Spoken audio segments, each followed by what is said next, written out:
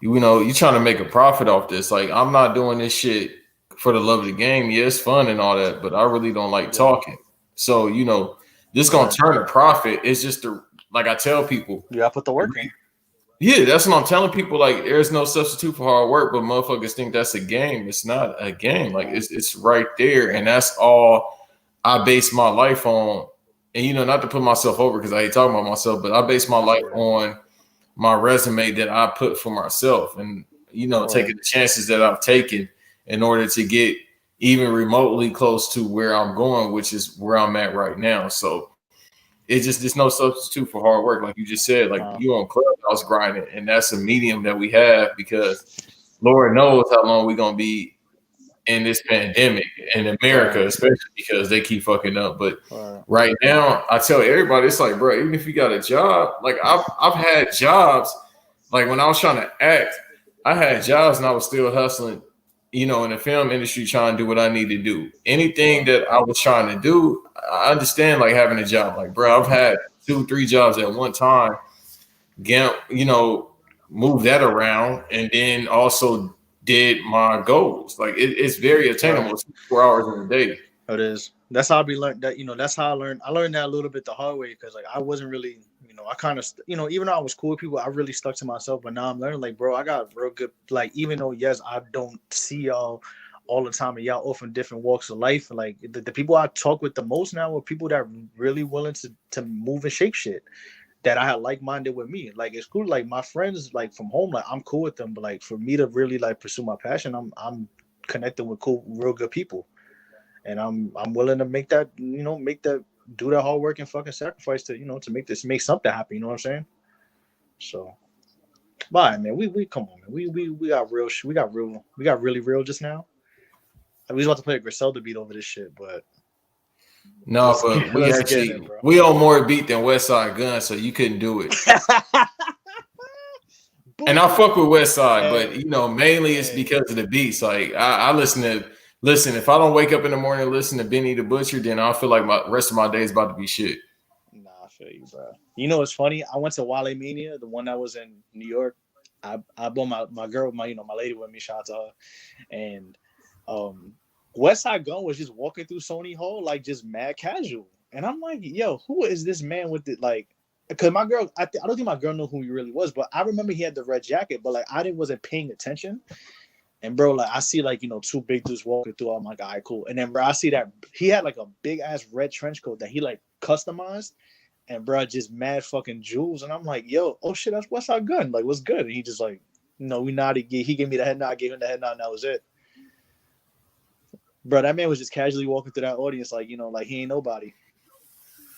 Well, that's how you know you got stripes when you just walk through just Facts, bro. anywhere with jewelry on. Because I've heard stories of him just walking around, especially Wale Mania. That nigga seemed to be the MVP at Wale Mania. But Yo, yeah, bro, that man was just walking around, just like, you know what I'm saying? Like he was there as a fucking like, like he was there, like he was there, like to check it out. Not even because he was performing, or talking or chopping it up.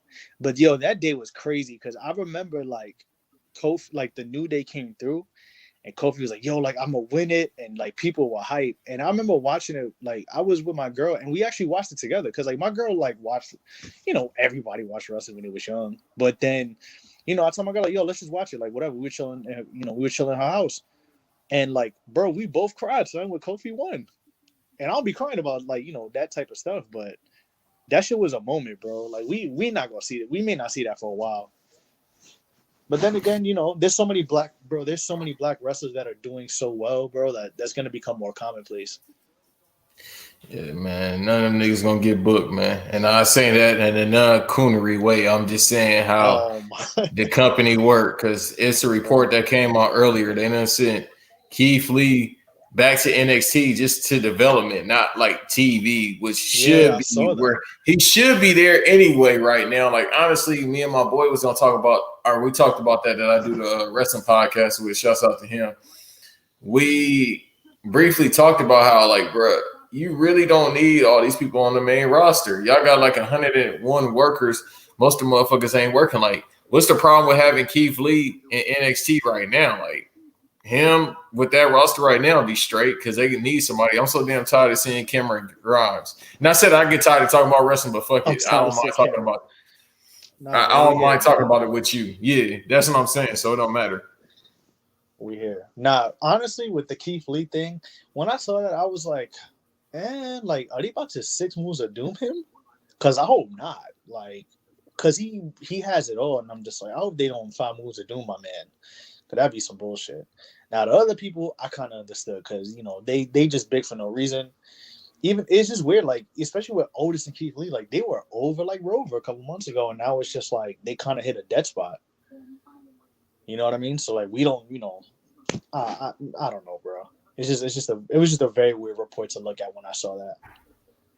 It's believable, but the thing is, Vince full of bullshit because he was putting that man over on the Keith Lee doc. If you haven't seen it, he was telling him, "Yeah, I know you fire or whatever the case may be. I'm not, you know, verbally saying that. I think Vince McMahon would never say something is fire other than like you're fire."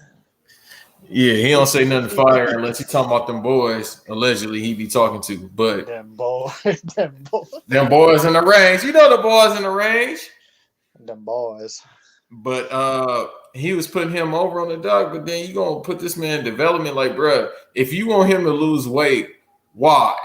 Like, bruh, like that's the whole point of him being cold. Like this dude is 300 pounds or whatever the case may be, doing backflips, and he moving like he's 150. Right, so I'm like, what's the problem? But then he got my guy Otis going to development. I fuck with Otis, bro. I know he probably all lives matter, but you know. I mean, with Otis, it's like I get he has that role, like, you know what I'm saying. So I get it. He's playing his role. He's doing, he the comic relief, underdog. Excuse me. I hope he wins type shit, but. I mean, I really don't know, bro. Honestly, I'm not gonna lie. I feel like it's gonna be interesting because now that Seth's gonna be out for a minute, Roman is doing a fantastic heel turn. I hope they don't let the Roman heel turn go for a while because I'm not gonna hold you. It may get stale. Because the timeline turned on Drew McIntyre. The timeline's turning on Drew McIntyre now. I mean, this last match, they kind of gave him his props, but, I was seeing a lot of, I don't know, like, he wasn't that good of a champion. Like, it's starting to get into that weird type of, you know how it is, bro. Yeah, but most wrestling fans don't know shit about wrestling. Quote the great Roger Mayweather when he was talking about boxing. Most motherfuckers don't know shit about boxing. Listen, man, that is true because a lot of people that, wrestling Twitter, I know, like, it's a little bit more extreme because, there's the whole incels talk and all that type of stuff. But wrestling Twitter is like almost, it may be worse than NBA Twitter.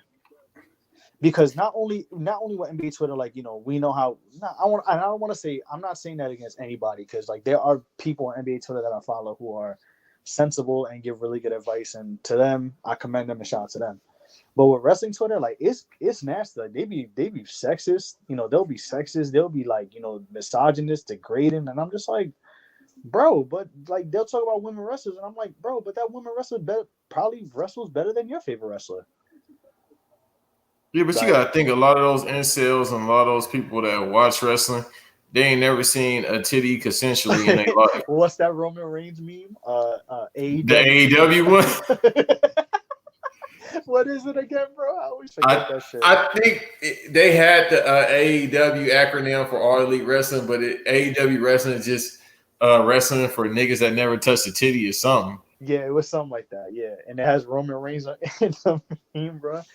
Yeah, bro. Like, speaking of AEW, I have not watched the AEW show, and like, I saw Sting was on, and I was just like, oh wow, like I'm happy for him. But then when I saw he was full-time wrestling, I'm like, why? Yeah, I mean, I haven't seen it. You know what, man? I'm trying so hard not to slander AEW because they fans really be getting at me, bro. Like, there's people I know that, no, they really get at me, bro, about defending it. And I'm not in a league where I'm going to defend anything of that magnitude, especially entertainment. Like, my stance in entertainment, I'm going to defend – what will I defend in?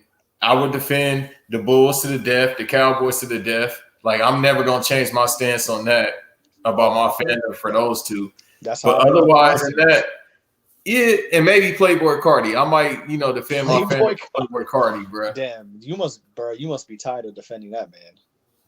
No, because it's gonna release when it's gonna release. Whole lot of red, like, bro. I'm not one of them people. I'm 30, about to be 32 years old in 2 weeks, bro. I'm not gonna sit up here and be like, man, he ain't releasing Playboy Cardi, nigga. Nobody releasing music this year. You know what? I'm gonna agree with that because listen, bro. First of all, it's like December on a normal year. They don't be releasing music like that no more. The fourth quarter with music was a big deal, like when CDs were still out. Once it went to streaming, bro, nobody really cares about the fourth quarter no more. The fourth quarter was when Jay-Z was like actively rapping. That's when the fourth quarter was a big deal. But now they don't care about that shit. Like, bro, they be taking vacation then from December like 7th on. Like, they don't care about that no more. So, but that's how people are, bro. They latch onto every single word you say, and if you don't do it ASAP, it's one thing. Like, that's just how the world is now, man. Right. So it's just they know around this time too, like you just said, that it's shutdown time, especially because the NBA, not since the lockdown, which was 9 years ago, we had basketball in December close to Christmas. So now it's like they know, like, bro, I told people once December 22nd come, you ain't gonna get too much wrestling talk out of me. You might get 30 minutes, 45 minutes at the most. But if we ain't talking about the NBA, particularly the Bulls, I don't want to talk about this shit. Like, we got the NBA season coming up. Then we got NFL playoffs. Like, bro, I don't want to hear shit about no wrestling. Talk to me around Royal Rumble. Yeah, right. Yeah, this is kind of a dull time for wrestling. I mean, I may watch TLC, but like, I'm gonna watch it. But am I gonna really be like crazy to talk about it? Not really. I actually have not really been crazy to talk about, wrestling since shit. I want to say SummerSlam. I kind of stopped watching it. Then I kind of was checked out. And then when Roman Reigns came back on the heel turn, I was like, oh shit, he's actually going to be a heel now. I'm going to watch him. And then that's when I started watching. But now I'm not going to lie, Survivor Series. Like, what was your reaction about Survivor? What did you think about Survivor Series? I had a flight that day, so I didn't watch it. Well, the day after, I had a flight, but Sunday I had something going on, so I didn't watch it. So I just watched the first match on Monday morning before my flight, and I just saw that man Seth Rollins. Said, bro, I'm just ready to go home, be a family man. So I saw that part. Then I watched the rest of it come Tuesday. Like, I told my co-host before, and I've told, one of my co-hosts, I do all these podcasts. I told one of my podcast co-hosts, like, yeah, I didn't watch. I usually don't watch wrestling, or most people that just know me in particular. So they know, and now you know that I usually don't watch wrestling until the day after. Like, bro, I never watch anything live. Like, tonight, I know that they in Tampa right now, shooting live, and all I saw people talk about as I'm recording this with you and watching all these exhibition games, because like I told people, right, I'm serious about my NBA basketball. I'm serious about basketball in particular, college anyway. I got the Knicks on right now. Yeah, Obi-Wan Kenobi going crazy. That's listen, man, bruh. I have the Knicks. The Knicks hate is like, I understand it, but some of these people just be looking. They got the blue and orange colored glasses, bro. Like, they don't even pay attention to the Knicks. I'm like, dude, if this was any other team that had a draft the Knicks had, y'all would not stop talking about it. But because it's the Knicks, it's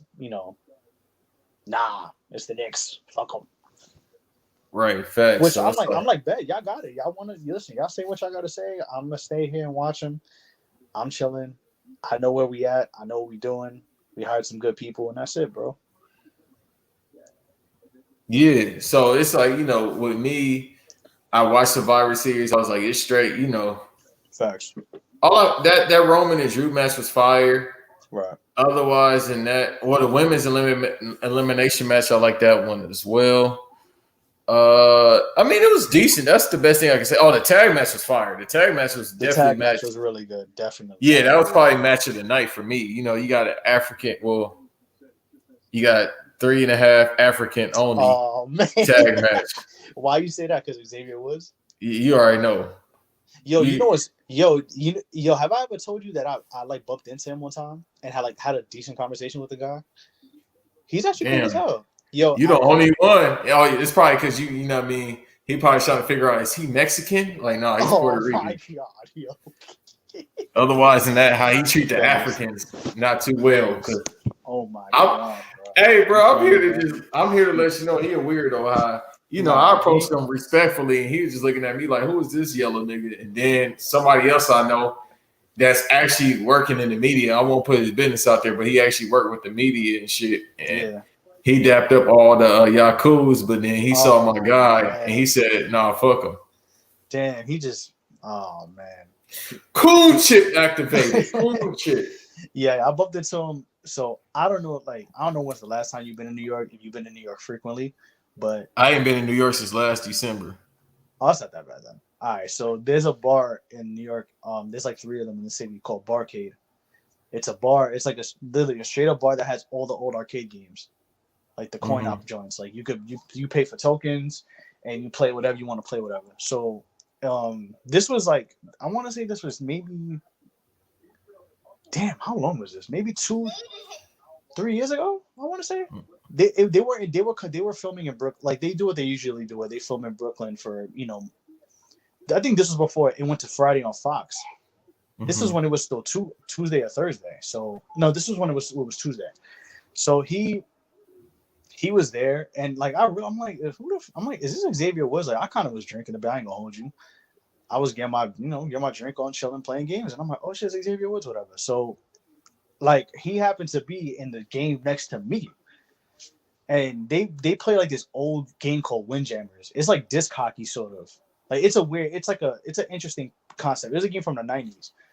And like I watched the channel that he has, the up down down joint, and they be playing that whatever. And so like I was just next to him just watching, and I'm playing whatever, and then he was just like, I was just like, yo, like how do you, like I just asked him casually. I wasn't like, oh my God, Xavier Woods, but like I said what's up to him, like, yo, like how do you play this? And like we just chopped it up for like 5-10 minutes.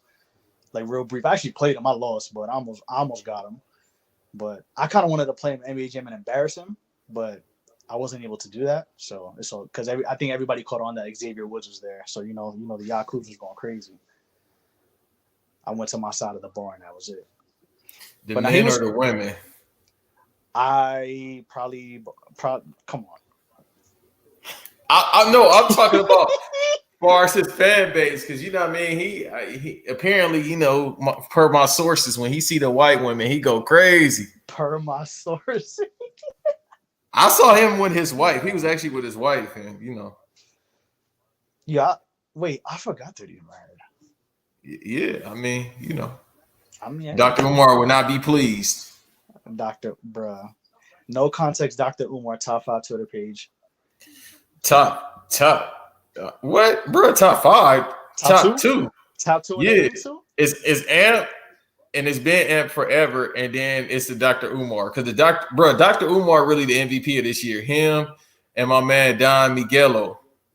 Nah, bro. Yo, Amp be funny too, bro. Amp be cracking me up sometimes, man. Bro, but the old tweets from like 2018, 19, undefeated. Twitter was a dark time, man. You talking about in the past 2 years, or you want to go to 2010, 2011? Do we really have to go back to 2010, 2011? Bro, no, that was a real dark time because we was getting off words that'll get you out of here. Bro, celebrities was saying crazy stuff. I feel like every couple months somebody retweets like when KD used to say stupid stuff. He said he would drink Scarlett Johansson bathwater. Bro, like, come on, son. Like, hey, come on. Yo, bro, Twitter used to really be like just like a mental journal, and like people used to retweet like, oh yeah, cool. But it's kind of crazy because you remember when what was the shit with Dallas, the True Kitchen, that whole thing a week or two ago, and I remember they was talking about some Twitter. I don't know who this woman is, some Twitter OG, and they were saying that she went back to talk about it, like, oh, like she was called like women shaped as linebackers or some stupid shit like that, and people were like, yo, weren't you like trying to run out on an Applebee's? and somebody posted the video. And I was like, oh. And she deleted her Twitter, bro. Yo. She ran out. She couldn't pay the bill in the Applebee's, bro. That's only $19.95 for like a 3-course meal and 3 drinks. It was something like that. Or like she kind of like lied about who she was, and somebody like they ran up on her. But that was when Twitter was the Wild West, man. That's when Relly on Smash was tweeting. You remember that name? Ooh. I think so. We around the same age range, so I do remember everybody that was going crazy on there. Cause you know what? That's how Biscuit got his start. Dude from Staten Island. He's from Long Island. Yeah, my fault. Long Island, Staten Island. I don't know all y'all goddamn barrels and shit. Man. There's too much. Listen, Staten Island, the only thing we have is Wu-Tang, the Verrazano Bridge, and Rich Eisen from NFL Network. Wait, you from Staten? I live in Staten, yeah. Well, I'm from Staten, basically. I moved here when I was really young, but I was born in Brooklyn. God bless. Now, my man, shouts out. My brother, shouts out to Eve, Black Announce Table. Yeah. Yeah, I gotta link y'all up too. Shouts out to him. He from Long Island, so. Oh, where? Shout out, man. Yeah, that man be stressed out. He a Trini man. Every woman that meets him, and then they have a whole, talk with him. Then they be like, "Are you Trini?" And he be like, "Yes." And then they go sideways. Not to put that man business out there, but that's how it seems to be a East Coast thing. Where if you a West Indian man, you are considered the devil. Yeah, I never. Yeah, I don't know, bro. That's how people be acting in New York or just in general. Like, so what if he wasn't? Well, so what if he wasn't Indian? So what? That man would let that man do what he want to do. But. Right, exactly. But yeah, I think I know what you're talking about. Going back to that video, and it was in the arcade because Sasha Banks was there. Yeah, they filmed it. They filmed there a couple times. It's the one in Brooklyn. They did a couple things at so. But yeah, I'm kind of like, I wish the pandemic wasn't going on because I would do a side hustle playing NBA Jam for money. I got nice at NBA Jam. I don't know how, don't know why. I think because I got humbled so much as a kid that I was like, damn, I gotta pay this game back, bro. Yeah, no. Hey, if you ever, I don't know if they have that. I remember on the 360, I had check this out. I had a burnt 360. If you don't know this, the modded joint. Yeah, I had a modded joint, and a lot of people. Look, my boy. Shouts out to my brother from Southside Chicago. He was like, to this day, I think he tweeted me like a month or two. He was like, "Hey, folk, how did you?" He said, "I'm still trying to figure out how you got burnt DVDs. Like, how did you have a modded 360? Like, to this day, he's still trying to figure it out. Because when I showed him that, he looked at it for like 5 minutes, like, yo." He said, "Fam, what the fuck is this?" Yo, I didn't know they did that with the 360. I know they did it with the original. No, bro, the 360 on everything. I'm gonna send you the link because I think people still selling them. Like, bro, you can get a 360 right now with like a 500 gigabyte hard drive, which was a lot back then. That was a ton, and like 20 burnt disc games for like $100, bro, on everything. Yo, that's wild, bro. I'm telling you, bro. I had it. Like, I had GTA 5 on that shit. 2 discs, bro. It was $20. Like, the plug used to sell me the games, like the brand new ones. Bro, how you got Grand Theft Auto on a Memorex, bro? I'm telling you, bro. I had that motherfucker on the CD-ROM, fam. That shit was like Day of Tentacle on the PC. Like, I had that shit, bro. I'm surprised it wasn't on the Betamax or something. Banks had Grand Theft Auto 5 on Joe Budden New Music 3. That's wild. It should have been on 4 after No Idea. Just had that shit run. Niggas try to get me out of here for uplifting Joe Budden music, but I was in the West Coast listening to shit I wasn't supposed to. Nah, I'm not gonna lie. Joe Budden did have good music. He did. I know he's like the running joke, and he be doing some nasty shit, But he did have good music at one point. I will not lie. I remember the Joe Budden come up in New York too. DJ Clue, man. That DJ Clue co-sign was a legendary time. Yeah, with him and Fab was running through the freestyle game. Him, Fat, Paul Kane, Ransom, Stack Bundles, rest in peace. Yeah, Shout out to Stack Bundles, man. a legend. That's what I'm saying. Like I was in the West Coast listening to more East Coast rap than West Coast, believe it or not. And that was since I was a shorty. I was listening to more East Coast. And That's then, or that's actually crazy. East Coast and then the South. Mainly the South, bro. Like I tell people, like, you're not gonna fuck with me to a certain extent unless you from the South with like Southern rap knowledge. Cause I firmly believe the South is like the mecca of rap, bro. Especially Atlanta. Like these niggas, Ben Staples broke it down too on Ramona Radio. He like, bro, I think, let me see if I can remember verbatim, but he basically said something along the lines like Atlanta got like 500 rappers or something like that, and they all be in one car. Like, bro, I feel like Yeah, Atlanta is like an anime like TV show. it really is And now. because every season they got a new rapper or a new character, and this motherfucker is different from everybody else. Like nobody gonna tell me every motherfucking Atlanta rapper sounds the same. So what was in New York in the '90s? Game of Thrones. No, y'all niggas is definitely like Sons of Anarchy without Sons the of Anarchy. without the Oh, YT, without the Yakubism. nah. '90s New York was such a time, man. Y'all niggas was dirty, bro. And I used to listen to all that shit. Like Tribe was the nicest besides them and Jungle Brothers, like and De La Soul. They was like the nicest far as like happy. And then L, of course, they was like the happiest thing Oh yeah. y'all had. Then Otherwise, that then tragedy Gaddafi, nigga, Core Mega. Capone, Noriega, Mobb Deep. Okay, so let's just blame everything on Queens. Fuck it. Oh, we blaming Queens for the reason why rap in New York rap disappeared. No, I'm blaming Oh, Queens for making this shit seem like the devil was at y'all front door. Cause Queens niggas sound like they was battling the devil when they sleep. hey, listen. With all due respect to all the Queens people, Queensbridge is the biggest project in America. Yeah, that's what I'll have. I was in Queens, but I wasn't near that motherfucker. Listen, bro, it is actually very strange, like what Queens has turned into, like with Queensbridge, because bro, they be having hotels right outside the bridge.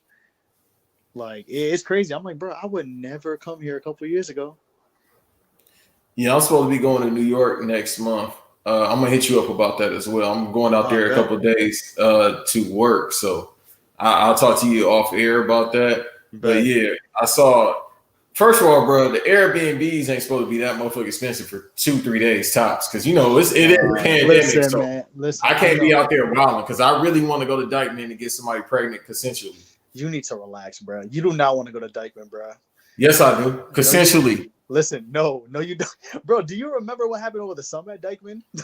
That's all right. I know how to fight. And then they got pressed by a bunch of woos from Brooklyn, and that was it, bro. Over on Instagram, mind you. I remember what they had. Nigga, get out of here. Like, Poppy, you black too. I'm not black like you. Get out of here. I know, and then they learn that fucking lesson, bro. Which is this unfortunately a common thing amongst I'm Puerto Rican, so and But amongst y'all don't be people. wilding like that. In my perspective, all the Puerto Ricans I meet, y'all don't be wilding like that. Nah, because the thing is with a lot of with a lot of people, like especially like from like that origin, like some people just they're not they were raised a certain way where they weren't told about their blackness. Like, bro, I can live with the fact, and like I know this because I was taught this by my parents. I've read about this. My girl and I have conversations with this pretty frequently, just about how like with there is whitewashing, and bro, like we are a product of the Europeans coming in and doing what they did to the indigenous people, as well as the slaves, like that they bought to to cultivate the land. Like, bro, it's a mix of all of that. But some people don't want to admit that.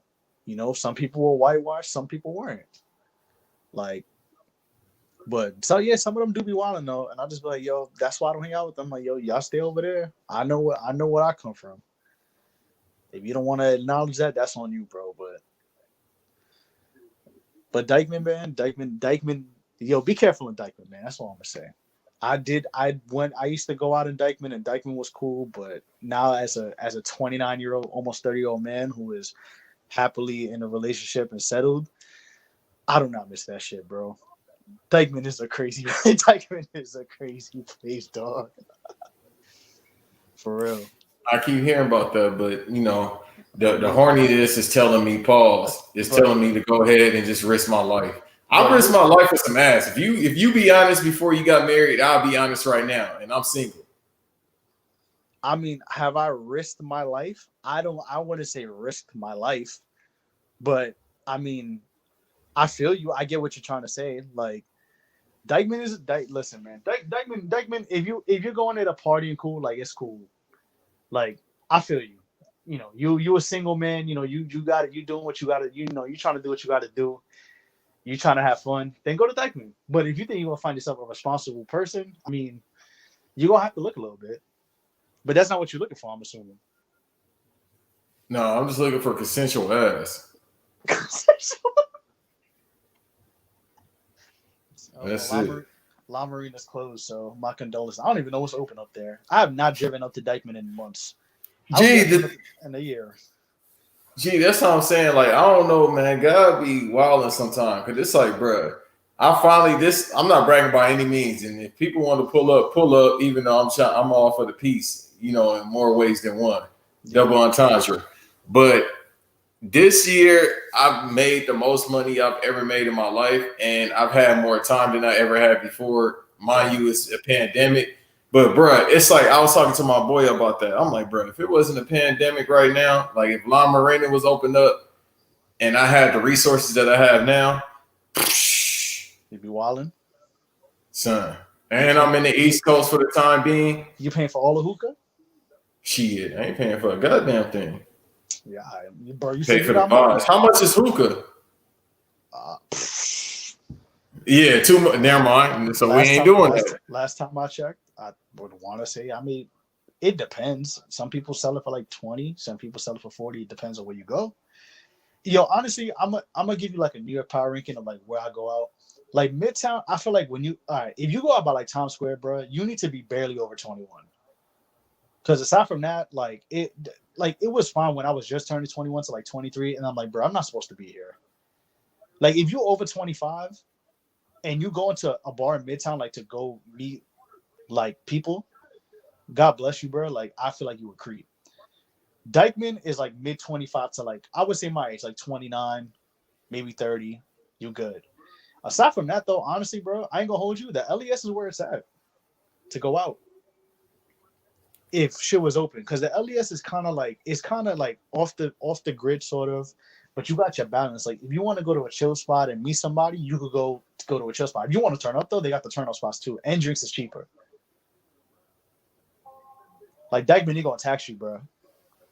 Yeah, that sounds like a lot, nigga. Y'all, you give me all these keywords and code words and shit like that. Listen, bro. The Lower East Side, like before Union Square, like Union Square down to the bottom of Manhattan, is where it's at. To me, like that's what I was going out at. But like with this pandemic, bro, and it's fucked up because a lot of the places like my girl and I were going to either were closed down or like they have not even opened since like they started, since New York started like opening restrictions and shit. Like, bro, I be Googling, like, yo, let's go to this spot. Like, one time the other day, I was like, yeah, let's go Google, like, there's a spot called the Nugget Spot. It was on 14th Street. They made, like, these really good-ass nuggets, bro. Like, they put all types of shit on them. And I Googled that shit. That shit was closed. I'm like, bro, what is going on? The taco spot we went to was closed. All that stuff. So, I mean, you got to get in where you fit in New York. Yeah, y'all niggas, all I know about New York, I swear to God, niggas from Harlem really talk about Harlem like every 5 minutes. And they be always wanting to shoot on people as far as like jokes. Then the niggas be too cool. I'm like, bruh. Then the niggas gotta tell you every street, like especially Queens niggas. Niggas gotta tell you, yo, I'm from 120th and Solom Road, but I grew up in building 285. On the 4th floor next to Rosario. Like my nigga, that's too y'all geography is off the charts. Like nigga, y'all would have made it through the slave trade because y'all would have found the North Star. Sorry. Like y'all be knowing. That is fucking crazy. Y'all niggas be knowing exactly where to go. That's not me, bro. That's Queens people, bro. Queens is another world. Cause bro, listen, Bangs. I don't know if you've been in Queens. I've been in Queens. That's the only Okay. place I was last year. I went for 2 days before I went to Miami. So All right, so let me tell you, like, if you've been in Queens is the most confusing place to go because like Queens is like 69th Street, 69th Drive, 69th Place, 69th Avenue, 69th Court. I'm like, bruh, why is it like yo, that shit will tell you, right? You'll be at 69th Street. Banks, I promise you this. You would drive on 69th Street. The next block will be 69th Drive. The next block after that, like I said, 69th Place. And then the next number is 78th Street. I'm like, bro, what is going on? Like, why can't it be 69, 70, 71, 72, 73, bro? Don't live in Queens. Don't live in Queens, man. If you gonna get easily confused, don't live in Queens unless you buy the train. listen, I'm trying to figure out how I'm gonna maintain this shit when I go out there next month. I'm about to walk everywhere, bro. I'm about to be I Am Legend. That's what New York was looking like for a little bit. I ain't gonna hold you with this pandemic, bro. I heard motherfuckers was quiet out because that's how LA was. Everybody was telling me. I've been out in the East Coast. This shit is crazy, bro. This has been a long ass year. When they first got bad, because mind you, I'm an essential worker, so I've worked through this whole shit. And when they started doing the lockdown, like when Governor Cuomo was like, "Nah, we locking stuff down. Like you can't be out past a certain time." Like I would go to my girl's crib, mind you, like it's maybe a 20 to 25-minute drive, right? Bro, there was one day I went from Brooklyn to Staten Island. Bro, it took me 13 minutes. There was nobody on the streets, bro. Mm-hmm. Like the usual spots where like there's traffic at, bro, there was no traffic. It was the weirdest thing ever. There was one time, bro, we could have taken the highway in Manhattan, like along the east side of the like Manhattan to go like uptown. Mm-hmm. My girl, bro, I drove on 3rd Avenue. Like 3rd Avenue, like traffic, like you know how they be mad buses and all types of shit driving, bro. It took the same time. There was nobody on the streets, bro. It was like it's like I Am Legend. That's what it was looking like, and that's what it was looking like in New York at one point. It's gotten a little better now, but still, like you had to be like I don't even know because you were in Cali when it got bad, right? Like when did they start locking down Cali? Like what, January, February? Or later? Nah, I've been out in the East Coast since I've been in Florida since, or just in the East Coast in general, because I was living in Atlanta in January. Then I moved to Florida at the end of February. So I've been out here since February. So I was just hearing, bro, it's crazy to me. Like, damn, bro, I really moved from LA almost a year ago, and it really don't feel like it. Like it really, and I'm surprised I lasted this long. But I moved back, I went back like a couple of weeks ago, like a month ago for like 3 weeks. But I was like, nah, I got to get the fuck up out of here for reasons, I can't talk about on here. That's cool, bro. I'm not on the run, but I would hope not, bro. They not gonna get me, man. I gotta, bro. I'm trying to move out of New York and start my life. Bro. No, you straight. I'm not on the run. Nah, but things ain't what it used to be.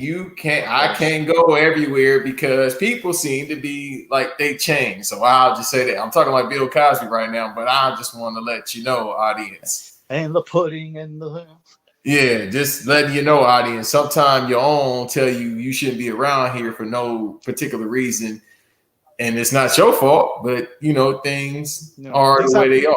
Let's just say things happen. Let's just say things happen for you. Yeah, so I said, okay, bet. I got this hint. Let me get the fuck up out of here. And plus, it's too much out here, so let me get up out of here. I might be going back to the West Coast, but I ain't gonna be in California. I'll just say that. Yeah, I feel you. But like, bro, you lived in Atlanta and in Florida. Like, they don't even think COVID exists down there. I know. I'm pissed I left Atlanta. I should have been out there right now trying to get some consensual and fighting the Rona because they ain't getting the Rona and they out. Bro, Atlanta's still living like it's 2019, bro. Yeah, so, bro, I'm gonna do a study on Atlanta. I think the motherfuckers is aliens, bro. Nobody gonna tell me otherwise. Like, when we get our superpowers, you gonna get a quarter of your superpowers on the 21st. But when the Africans get our powers on the 21st, I feel like all the niggas in Atlanta, either they're gonna float more than they already doing, or they're gonna somehow be able to change their wardrobe like with the snap of their finger. Did you see like the snaps of like when Jeezy and Gucci had the after party at, was it Compound or whatever? Mm-hmm. Like I'm like, bro, I think I saw 2 masks. Yeah, I mean the only people that had masks on was Gucci security guards, the niggas that had Call of Duty burners. You Bruh. didn't see that? The motherfuckers really I had seen that. I Call of saw Duty that. I blowers. saw Like, bro, that. they had like nigga, you're not supposed to have the 62 extendo clip on the What, shit. Like, who what's who that you shit? trying to kill? What's that shit Wayne said in a Go DJ? Bitch, I got army guns. Like, dog, that's really what he had. Apparently, because you know, T.I. had them things too. Apparently, it's very easy to get army merchandise out in Atlanta. So I might I need to go mean, back. nah, that's in the South, man. You gotta. That's how they act in the South. Yeah, but these niggas they want to go to war with God with them type of burners. Like, bruh, you only gonna shoot at one person, bruh. Maybe they're going to war with the Rona. Well, that motherfucker losing right now. They using their spirit to beat the motherfucker Rona, man. I think they touched by Jesus in Atlanta because I ain't heard shit about them getting sick. Nah, man, they not recording nothing, bro. I find it extremely hard to believe that Atlanta had the most lag and nothing's happened. Like Florida, we know they don't care and the numbers going up. And what's homie's name? DeSantis, he don't care. He does not care at all. But Yeah, that Cuban cracker. Respect. I think that's what he is. More likely he is, bro. Listen, man. I'm not gonna wild out like I want to, but you know, they are the coons of Florida, the Cubans. Bro, you know what? And it shocks me too, because like if you really look at the history, like with all due respect, like a lot of people when they come from Cuba, it's like, yo, like you hear the stories all the time. They're like, oh, we got sacrificed and Fidel kicked us out. And it's like, bro, but y'all had money in Cuba. Y'all just decided to leave because he wanted to take y'all money. Like, and I'm not a Fidel Castro stan, bro. Like, don't come in my mouth. Imagine being that and you only 29 years old. That's hilarious. What'd you say, bro? I said, imagine being a Fidel Castro stan and you over the age and you under the age of like 80, bro. Bro, I don't stand nothing, man. I'm just listen. I just call it how I see it. I pay attention to what I'm reading, and that's what it is, bro. I mean, yeah, I don't know. I can't speak on them, bro. I can only speak on the Puerto Ricans, which I am, and Malay's Dominican. Shout out to the Dominicans. You know what I'm saying? Que lo que. But she got some sisters. That's of age. She got some sicko. She do got one, man, but she chilling, bro. Of age. You a man of character. You gotta say that, bro. Like, you're a sister, but like, yeah, bro, but you gotta ask the age. Of course she's of age. Yeah, man. I'm for real. I'm trying to find 10 Dominican wives, bro. Every Dominican woman I see, I fall in love with. Hey, don't worry, man. I did too. So I feel you. I know it's a Dominican woman in Miami right now. I'll be thinking about, you know, her ass. She could call me more niggas than the police, and I still be like, you know what, bro? I swear, I told her stop doing that shit. That's the main thing with her. You know what I mean? I keep trying to tell her, like, we ain't talking in a minute because I be fucking up, but that's besides the point. This ain't about me. But her ass be up here. She kept calling me nigga. I'm like, hey man, you fine as hell and all. We, as the kids say, vibing, but you really gotta stop calling me nigga, bro, because this shit's starting to feel very racist, even though you are. I think you just want to be black when, or say you of African descent when you can say nigga, because let's be honest, other than the music you listen to, you ain't really Dominican. That is crazy, bro. No, shout out to my girl. She probably gonna listen to this, but nah, my girl's very respectful of that too. Like, but she's very like she acknowledges like all of that type of stuff, and she don't mess with that. So shout out to her. Yeah, I really want to find me a 10 Dominican women that are knowledge itself.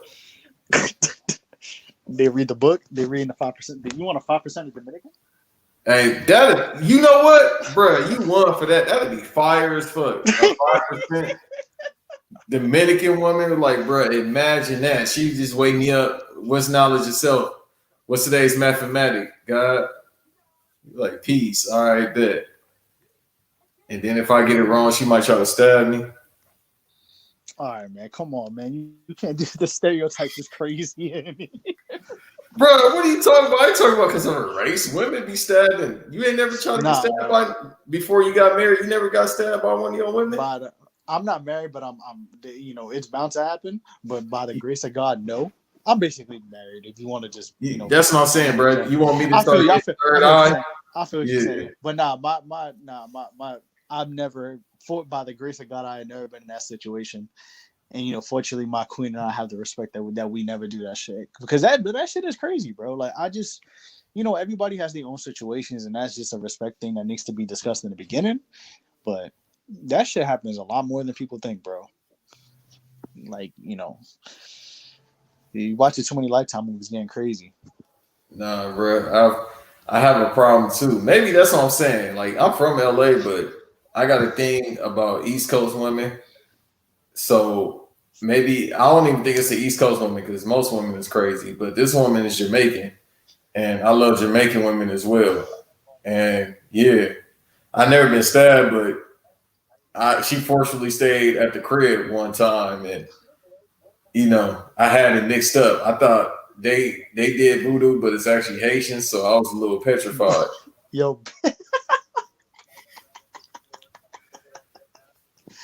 Yo, hey, was you there when I told that story on Clubhouse about that? I don't know. I've vaguely been on, except for the few sports rooms I've done, the sports room I did. So, but I thought she was there. I don't think you was there. I got a story about a woman that tried to put voodoo on me. Bro, what? Why? Yeah. What you do? I ain't gonna say the names of the people that was there. Earl was there though. Earl was there. I don't know. I have no clue what you're talking about. I'm not even trying to hold you. Okay, so I was. It was a couple people in here. Earl was in here, if I'm not mistaken. So I told a story about how. Shouts to Earl, by the way. Yeah, no, shouts out to Earl, my guy. Stop buying shoes, but go. Stop buying shoes. Tired of nigga posting all the shoes. I be hating. I'm like, nigga, I got a pair of Vans I wear every day. Bro, Earl's my guy, but he be posting things. I'm like, God damn, I wish I played basketball in them shits. I'm like, nigga, I can drive close to Miami, but that's my brother. But shouts out to him. Shouts out to Guessing from the Stands podcast. Word, he was in the room. I swear he was there. But what happened, man? What you do, bro? Or what did she do? Or what did they do? How does this get to this point? It was one female, right? She wasn't even West Indies, but one woman, man. One woman. We can't be using females in 2020, bro. Why? I don't, man. Just all right. One woman, man. Come on, man. They call themselves the B word. The what? They be calling themselves bitches. Whatever. All right, man. Just what happened, bro? I'm from LA. We say female, which is the funniest shit. But LA, y'all be cracking me up, man. Yeah, no, everybody, my homeboys from Chicago, all 100 of them be like, "Hey, bro, y'all sound like proper gangsters." How y'all now say all y'all words? Y'all be enunciating the shit out. Like, y'all don't even say hard. Y'all say horde. Y'all say like there's an O in there, like horde. That's what my Baltimore homeboys told me too. They like, "Oh, you ain't got no problem saying no E and R words, huh?" Yeah, Mork and horde. Yeah, but I'm like, y'all sure can't say Aaron, earn, or earn. Yeah, that's what they said. The flu. Stupid. We outside, stupid. Blue. What y'all talking about, stupid? Bro, I don't know if you watch Battle Rap or not. Of course. Yeah, you do. You tweet a couple times. You remember that dude Uno Labos from Philly? This is a very dark. I don't know why we get into this point, but whatever. You remember Uno Labos? He's from Philly. He was. I think he's Puerto Rican or Dominican or something. I don't even know, but like he was battling some cat from like Detroit. No, not Detroit. He's got some cat from Baltimore. We're talking about Baltimore. My fault. And he was joking on it. Like he did a whole scheme. Like he's like, yo, I don't know what y'all be talking about. He's like, yo, y'all say the flu. He's like, You said I'm sick now. I have the flu. So how many? 2. He said, "What's your favorite color? Blue." Hey, nah, bro, you gotta say that to me. I'm gonna find a battle. Hold on. I think it's what? Damn, who was he battling, bro? It was definitely a Baltimore guy. I just can't remember dude's name. It wasn't Tay-Rod. I know that. Because I mean, that's another conversation we could get into. But damn, I'm gonna look for it. I'm gonna look for it and I'm gonna send it to you. I'm gonna tell you what round it is too. So if you don't want to watch the whole shit, whatever. But yeah. But all right. So yeah, the time you almost got stabbed. What's up? Oh no, not that. I almost got voodoo. Excuse me. Yeah, I almost got the root put on me, bro. You ever see Harlem Nights? Yeah, I see all of them. R.I.P. man. That man said them Creole just put that root on you, bro. Shout out to the Haitians too. Nah, I don't shout them out. Don't leave that. Why, man? I don't listen to no Haitians, bro. Hey, man. You about to have me turn my coon chip on about them Haitians. Hey, Future gonna come looking for you with Haitians, bro. He might be Haitian, how he be treating women. Yo. Future. Oh God, that's another discussion too, bro. He might be. Who knows? Bye, man. And the hats, but you know. Yeah, for real. He be having a crazy hat. Yo, who got a crazy hat collection? Future, Joe Budden, or Neo? Oh, I'm about to say for real. Nah, Pharrell too. Pharrell did have that Smokey the Bear hat too. I feel like Neo, because if he take his hat off, you can see his thoughts. So he got to keep the hat on to hide his thoughts. It's like what fucking character am I thinking? It's like Charles Xavier. He got to have a helmet on when he in the room so he get his thoughts in order and find people. Think about the fact that Neo had a brimless snapback one day. He got variations of hats. He got to, bro, because the motherfucking hat, like I said, bro, I've seen him in person several times. Your head not supposed to rotate at a 180 axis by itself, bro. It's like Cameron's world chain, except for it ain't spinning. That's crazy, bro. Remember that chain? The Killer Season chain? Yeah, bro. Oh my God. Yo, one day we're gonna have to talk about how Harlem niggas be doing ridiculous things. I mean, you willing to have that conversation right now? I love Harlem, but we talked about it briefly about Harlem. Like, yo, I don't know too many Harlem niggas, so I can talk shit, but they do a lot of ridiculous things and say a lot of ridiculous things. It's Harlem. So it's Harlem. That's it. Shout out to Harlem. But yeah, Harlem is like it. You know what it is with New York? I feel like every place is its own world. Like they've kind of escaped their own respective stereotypes. But like there are certain places in New York that are still their own world. Like the Bronx is another world. Harlem is its own world. Queens is its own world. Brooklyn got too gentrified. It used to be its own world, but not really anymore. Unless you go to like the more thorough parts of Brooklyn. But yeah. And Staten Island's just the Florida, New York. That's what I keep hearing. Then Buffalo is just Canada and South. Yo, Buffalo is deep, bro. It really is. I think Toronto's like 45 minutes away. Yeah, what Nico said, he said they sound like pirates. They sound like pirates. Yeah, because they say bar, car. I thought they was from LA at first. Nah, yeah, it's funny because I went to school, like, I didn't go to, because Buffalo is like on the west side of the state. And like, I went to school in more upstate, like north, like, I was like an hour and a half from Boston. But the thing was, like, I went to a state school, so like we had all types of cats from like all different parts of New York. So like, you knew who the city kids were. There were people from upstate who had different accents. But I knew a couple kids who went to school in Buffalo, and they didn't have like as crazy of an accent as like the Griselda dudes do. But when they talk, like I'm like, yeah, I remember when like he said bar car, and it kind of sounded like bar and car, like it sounded a little a little wicked. You know what I mean? Yeah. But yeah, man. So what happened, bro? You got the root put on you. What you did, bro? I'm glad you delaying it because sometimes sometimes I hurt thinking about things like that. Nah, man. It's a Friday night. We talking about some good stuff. We'll keep it. We'll keep it. This is good, bro. I got stories, man. That's what I tell people. Like, one day I'm gonna have a book and I'm gonna put out all the stories if I can remember all this shit. You got to do a pod. We gonna put Griselda beats behind it. You just talk your stories. So you gonna have me talking my shit over Derringer beats? Damn, it's gonna really get dark. Hey, man, you want to restore the feeling, don't you? Yeah, I think they're doing that unless you want to do it over sugar-free beats, you can do that too. Hey, that'll actually be better. I really give you my bitch, and me just telling stories. Why you bullshit? You gonna start rapping over why you bullshit? Over that fucking guitar. Yo, you ever seen sugar-free? You ever seen that video of DJ Quick in concert when he talking to when he got El DeBarge? When he had El DeBarge before I Like It, he's like, y'all motherfuckers like R&B? It's like, wait, it's like, sir, this is El DeBarge, bro. Like, why are you yelling? Hey, you motherfuckers better listen to this El DeBarge here.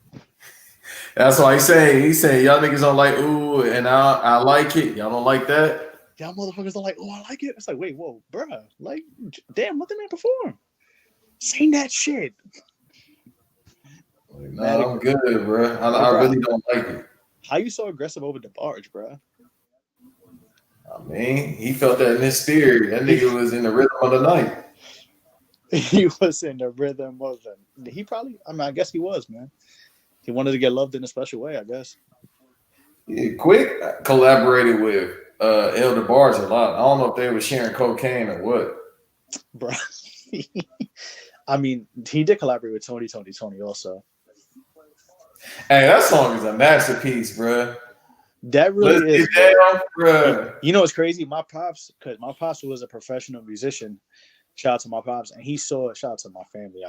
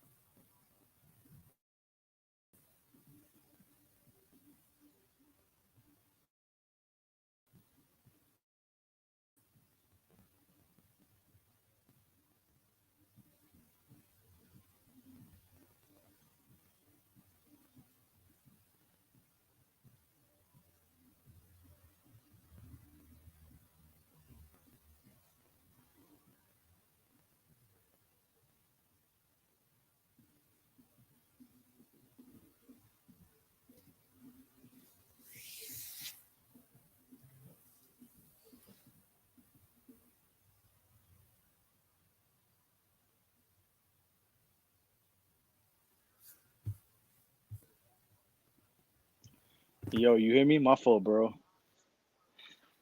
Hey, man, we good. The fans tried to get me, man. Nah, I'm playing, bro. My fault. Probably so. Nah, but yo, I was gonna say, what were we talking about? 2020?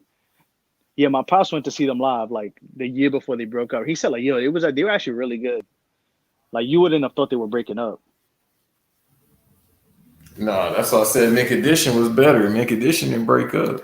And shout out to Mint Condition, man. They got some.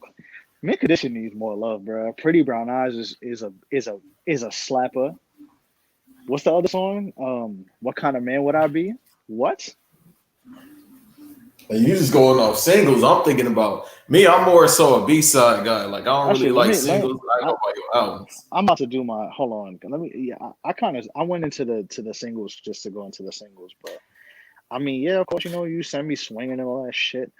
Let's see, bro. The first. What's the what was that tweet thing that was going around? They've been making a lot of those. It was like name a 2-song transition that was perfect or something like that. I forgot how they phrased it, but either way, like that first album, they went a 3P from like track 1 to 3. That shit just transitioned properly and it was fire. I'm trying to remember what transition was that? I can pull it up right now. Yeah, pull that shit up because I remember.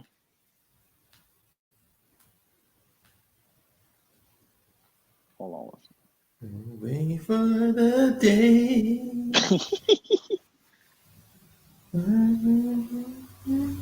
So it was the Meant to Be album in 1991. It was True 2, 3, Do You Want It, and Breaking My Heart.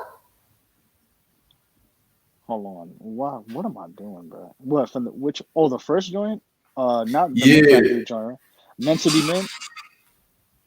Yeah, but damn, it ain't even 3. They went to number 4. Nah, they went. Are you free? They did what they had to do on that album, bro. They did. And the thing is, people keep forgetting, like, this was live instrumentation. Like, that shit wasn't programmed from, like, a computer. That shit was live. Right. That's definitely true, though. I feel like the vocalist, too. What's my man's name? Is it Stokely? I think my man's name is, right?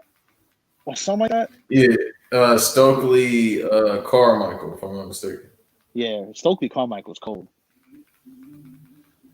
Yeah, as a front man, he was, bro, they whole band was straight. Like, if you get the approval of Prince, you doing something right, because they from Minneapolis as well. Yeah. Because wasn't one of them like in the Flight Time band or something like that at one point? Or was it him? I remember. I know one of them, like they were cool with Prince. They kind of from the Prince tree, I guess. But hey, Minneapolis got some legends, dog. Who else? Jesse the Body Ventura. I don't know who else from there besides Prince and Morris Day. Kurt Hennig. Kurt. Jimmy Jam and Terry Lewis is from Minneapolis. Man, you right. Hey, Minneapolis low-key a slept-on city, bro. Overall. Bro, I'm saying, man. Listen, man, Jimmy Jam and Terry Lewis. Bro, I cannot believe Jimmy Jam and Terry Lewis don't have even like a playlist on Apple Music. Like, they got the behind the boards. I'm like, how Jimmy Jam and Terry Lewis don't have one? I mean, that's why you need to be on app. I mean, on Tidal, brother. Tidal. I need to be on the Black Man's app. You're right. I'm telling you, man. Tidal only. I go back and forth. I mean, with Tidal, I actually use Tidal more so for the Jay-Z stuff because I feel weird listening to a Jay-Z song on Apple Music. I'm not gonna lie to you. Like it's actually it feels very weird, but like with Tidal, the thing is too is Tidal does have some stuff like that isn't on Apple Music. Like this is probably very random. Like if you Puerto Rican or you listen to reggaeton and you listening to this, like they got like the old classic like reggaeton mixtapes, like the Looney Tunes, the producers, they had a mixtape that was like a classic, and like that's on Tidal, but it's not on iTunes. So like they each have their own like exclusive stuff. But speaking of music, bro, did you listen to anything that came out recently? Like what you rocking with? I've been listening to Young Scooter new album. I've listened to Jack Harlow new album. That shit caught me on guard. That shit is actually pretty good. I can't even hold you. Yeah, that shit is actually good. People on Twitter were bugging about his cover. Oh, because the YT man giving out autographs? And there was a black woman's leg on it. I'm like, bro, like it's really not that I don't like being that person because I try to be like, fair and look at both sides. But I'm like, come on, like, bro, it's just him signing kids' autographs. Like, what's the big deal? Are you saying that because Jack Harlow looks Puerto Rican? Jack Harlow does not look Puerto. You know what? Honestly, bro, damn, now that you say that, yo, Jack Harlow look like a Puerto Rican from like, Jack Harlow look like a Long Island Puerto Rican. Oh, so he Nico. I did not say that, but that was you. Hey, didn't y'all say Nico like Albania at one point? He do look Albanian, bro. Nah, Nico's my man. Shout out to Nico, man. Nico crazy, dude. That's my dude. Even though he's supposed to be here right now recording, but I don't know what the fuck. Nico, yeah. Come on, Nico. Hey, if you listen to this shit, you better be in consensual coochie land if you ain't show up, bro. That's the only excuse. Either somebody got to be dead, you sick, or you in coochie land. Yeah. Otherwise, that you can't be running from the grind. You don't run from the grind, man. Ain't no switching teams. Ain't no being no chump. Shouts out to Dame Dollar for that. Damian Lillard really gave a legendary quote: "Running from the grind, bro." I've been saying that the past 2 months. I'm like, bro, and he said it in the comment section. It's not like he posted it. Yeah, no, he meant it. He meant it when he said it. He went in that man's comments. He didn't even go he didn't put that in a caption. Like you said, he didn't put that in the caption. He didn't tweet it. Now he went in Paul George's comments, YG Trece, and said, bruh, I said it in Spanish. Yeah. He said, you running from the grind. Hey man, Paul George a cornball for that. Like he just learned Spanish because he got with the woman he about to marry the woman he didn't even want to be with. Yo, that might be true love though. I feel like that's how I'm gonna find my woman. That's how I'm find my woman.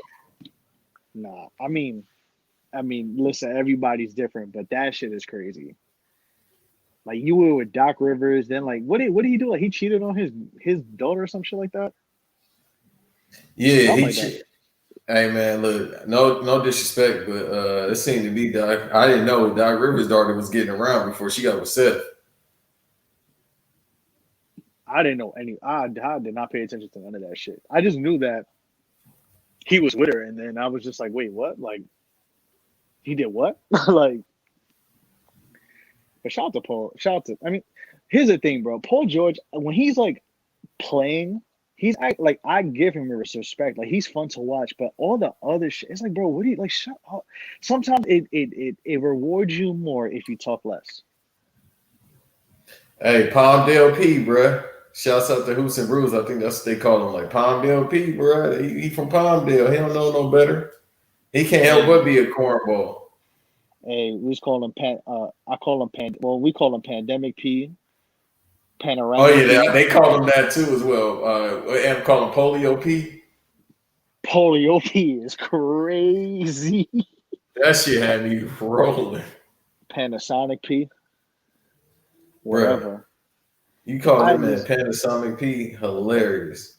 Panasonic P. Listen, Panasonic P. That's just listen, bro. I didn't make the rules, bro. I just observe what I'm saying, man. Unless that man coming off a screen, unless he coming off a screen or he dribbling to get to the rim. He very offensively, he's not that great. I don't know, bro. And then now he said that shit like yo, I'm back with my coach when I was supposed to be in my MVP year. Like I'm coming for y'all ass. It's like, man, bro, just shut up, bro.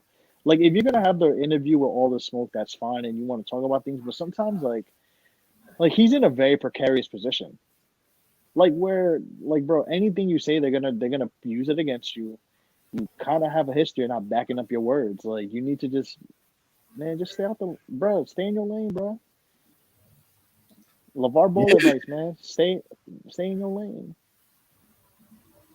Yeah, it seems to happen often, like, bro. He say something and he a habitual liar all the time. They don't call him lying. That's what I said. Like, hey, what Dame said, that was kind of corny what he said, though, the way he phrased it. He said cap something. But basically, he's calling Paul George a cap artist. Like, bro, I can't wait to see them play. I got to see that Portland versus Clippers game whenever that happens. Watch Dame Lillard gonna be like, I put his ass in the dirt.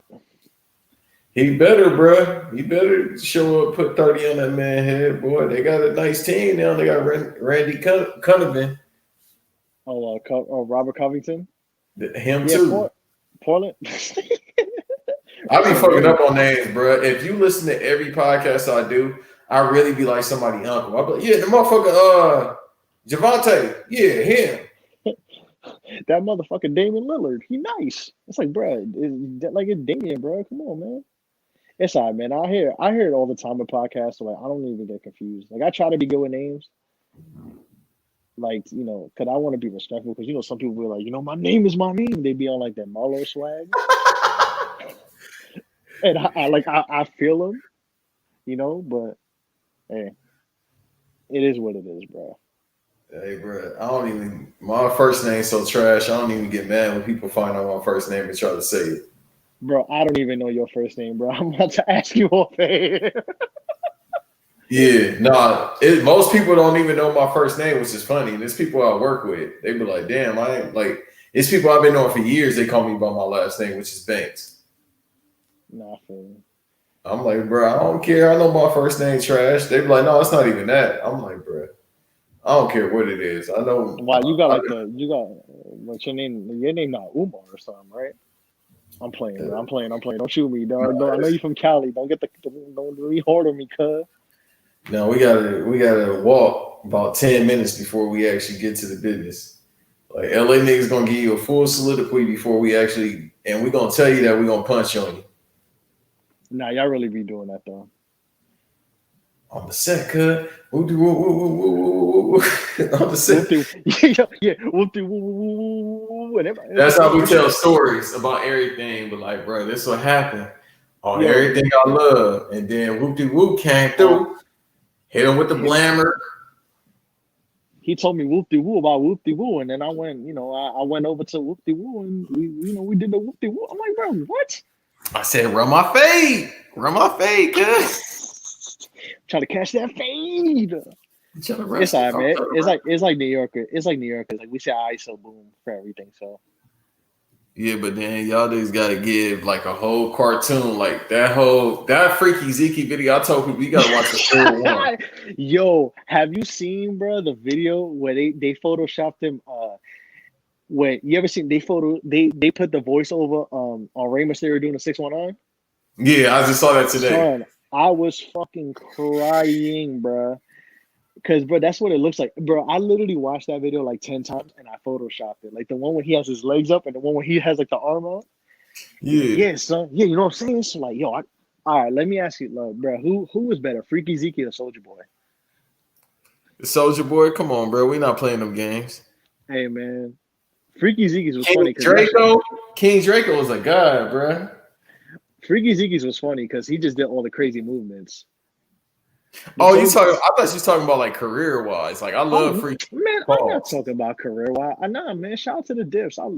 Dip said I love Dip. That's what I'm saying. I'm from LA and I tried to have the little Dipset clothing. No, but if he's talking about like the video, who got a better video, Freaky Zeke or Soulja Boy? Zeke, because I watched that whole Queen's Flip interview and that shit was hilarious from beginning to end. Bro, Freaky Zeke, listen, man. Because he couldn't sit still the whole interview. Like he kept adjusting his beanie and shit. That tight ass sweater he had on, a long sleeve. That shit, I thought he was gonna start sweating at one point. He was moving around so much.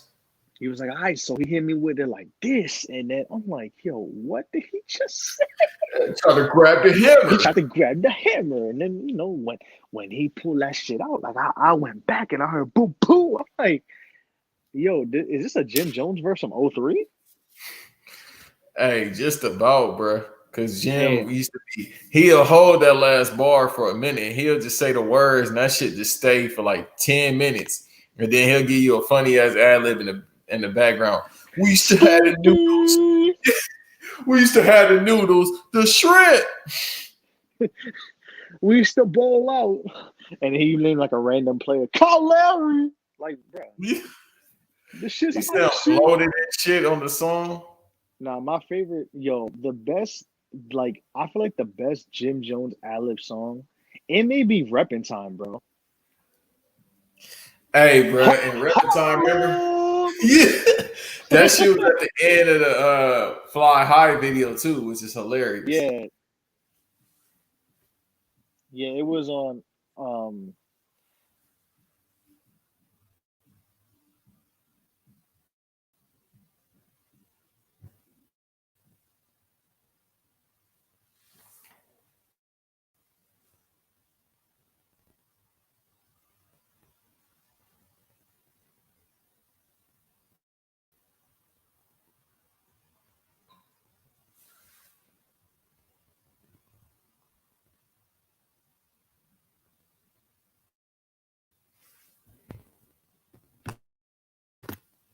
The internet, stupid.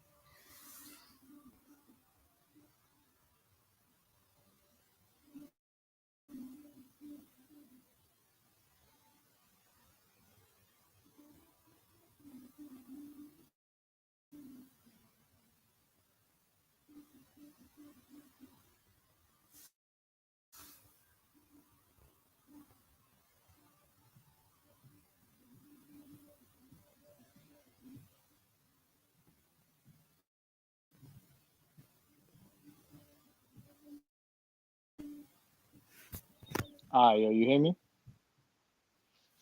Stupid My internet. neighborhood crew, bonkers! But yeah, Jim Jones ad-libs are hilarious. Bro, I used to listen to Jim Jones songs just for ad-libs, bro. Like, but yeah, man, shout out to I said, have you listened to the deluxe version of Jones' shit? You said the what The version? deluxe version of El Capo, the Jones album? Yeah, and then I just bypassed that goddamn Dave East song. Oh my god, bro. I don't want to get into Dave East, man. I'm not gonna say it. And you know what's so crazy? Dave East so bad that even New York people don't have nothing nice to say about him. You listen, you know what it is though. And I'm gonna like, and I feel bad for him because I feel like he kind of was like as a young dude, he's kind of the face of the older New York guys, and he could rap, but then he started changing like his cadence and stuff, and it just doesn't, yeah, he just doesn't sound like good anymore. Like he's like very nasally the way he raps now. I like honestly, if you're gonna listen to Dave East, Black Rose and Kyrie Chanel are really good. Then I don't know what happened after that. Like it got very hit or miss after. But yeah, like that I Jim don't know Jones. about that, all that shit. I don't even know what the best of me. Paranoid got the best of me. All that bullshit. I don't want to hear that. That's fucking hilarious, bro. Like this nigga really don't be talking about nothing, son. Like I can't tell you a song where I'm like, what's the subject matter? I really don't know. And sometimes he don't even be rhyming. Like I'm like, is it me or he just don't rhyme sometimes? Yeah, I don't know. I don't know what's going on with them, bro. Like it's I don't know, man. But listen, back to Jones, bro. I tweeted this. I said Jim Jones album sounds like contemporary hustle music. Like you know how like white people listen to like Fleetwood Mac and Michael McDonald. Like that is Jim Jones's album for like old head hustlers, bro. Like Hey, bro. When I listen to that album, I feel like I have a Pele Pele and ACG boots on. I feel like I'm dressed like DJ K Slay when I hear that album, but in a good way. Yo, K Slay still he been having the same fitted hats and big ass jackets for like 20 years. She's Street Sweeper 1. I had that shit on hard copy. Shout out to Pause. damn, no, bro. I'm about to start doing like Harlem. I'm about to start doing like Harlem niggas. Harlem niggas pause everything. For real. But what's funny? I was listening to Street Super Volume 2, the 3 6 Mafia song, the one that was on NFL Street. Who gives a fuck where you from? Hey, I love that song, bro. That song is a classic. Listen, man, 3 6 Mafia flipped the Transformers beat, the Transformers theme song, and they're 3 6 Mafia, but that's a whole new level of respect. Shouts to Lil White and Frazier boy. Legends, bro. I forgot all about that shit. On NFL Street 2, because that NFL Street 2, that creative player mode, bro, I was going crazy as a quarterback. Nigga, I was Pat Mahomes before Pat Mahomes. Oh my god, I used to go, bruh. I Fuck remember that. one. Option read. I used to be like, man, fuck throwing it, nigga. I'm about to run. I'm about to jump off a wall right now. Yeah, you used to jump over the car on that one stage. You could jump through cars and shit. Yo, the video is mad funny too, because like they try to reenact NFL Street, but like we're real people. Like DJ K-Slate's running the football. I promise you, I'll send it to you, bro. Nah, was that the commercial for it? I don't remember. It might have been, but that soundtrack was fire though, bro. I gotta look that soundtrack up because they had a couple songs. They had this one song that sampled the reggae artist. I forgot the song. I know how it sound, but I forgot how the song go. But they sampled that. I'm like, bro, this soundtrack fire as fuck. I think Gorilla Black had a song on there. That's the one with Beanie Man on it? Nah, not the Compton song. It was another song with Gorilla Black, who been locked up for a while. He locked up? Bro, he been locked up for a long time. Damn, bro. If you don't know on federal charges. Oh no, that's a. He was doing the G Herbo. He was doing the G Herbo race before G Herbo. The G Herbo race is crazy. Yo, that story. Yo, they know what they doing, bro. They trying to lock everybody up before the holidays. Casanova was on the run for a minute too. Yo, every time I see Casanova, I just like, damn, he breathes loud. Like you just look at somebody, you can just tell they loud. That's Casanova. Casanova, bro. And it doesn't help because he's from East New York. Yeah, he's from Brooklyn. Hey, bro, that part of Brooklyn, I feel like it's scarier than fucking. And I don't even want to say scary. I'm not a tough dude, but I don't like using the word scary. But I feel like that shit is motherfucking worse than the Bronx to me.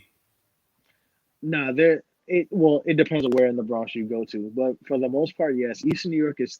We always have that conversation, like, and it's funny, like amongst New York people and just in general, like how East New York and Brownsville are still like the old New York in a way. It's not like Williamsburg, like, cause like I'm from Williamsburg. Like I was born in Sunset Park, but I lived in Williamsburg till I was about 5. But like my pops like was born and raised out there, and I still was back and forth there until we got older, and I stayed mostly in Staten Island, and like. So like I was real young when Williamsburg was still Williamsburg before it got into gentrification. But like back in the day, like Brooklyn was no joke, and now it's just like it's either gentrified or certain parts are bad. But East New York and Brownsville, this is still that old Brooklyn. It's still like where they from. That's a different part, bro. Casanova, Uncle Murder, all them. You don't go there, bro. Yeah, no, I'm straight. It's like like I said, East Brooklyn, I'm straight, bro. Ain't nothing out there for me. Like I said, when I come out there next month, all I need to do, let me go to the Jamaican spot, give me some food. I know I gotta wait 30 minutes just for them to take the order, not get the food, just to take the order. We don't have that.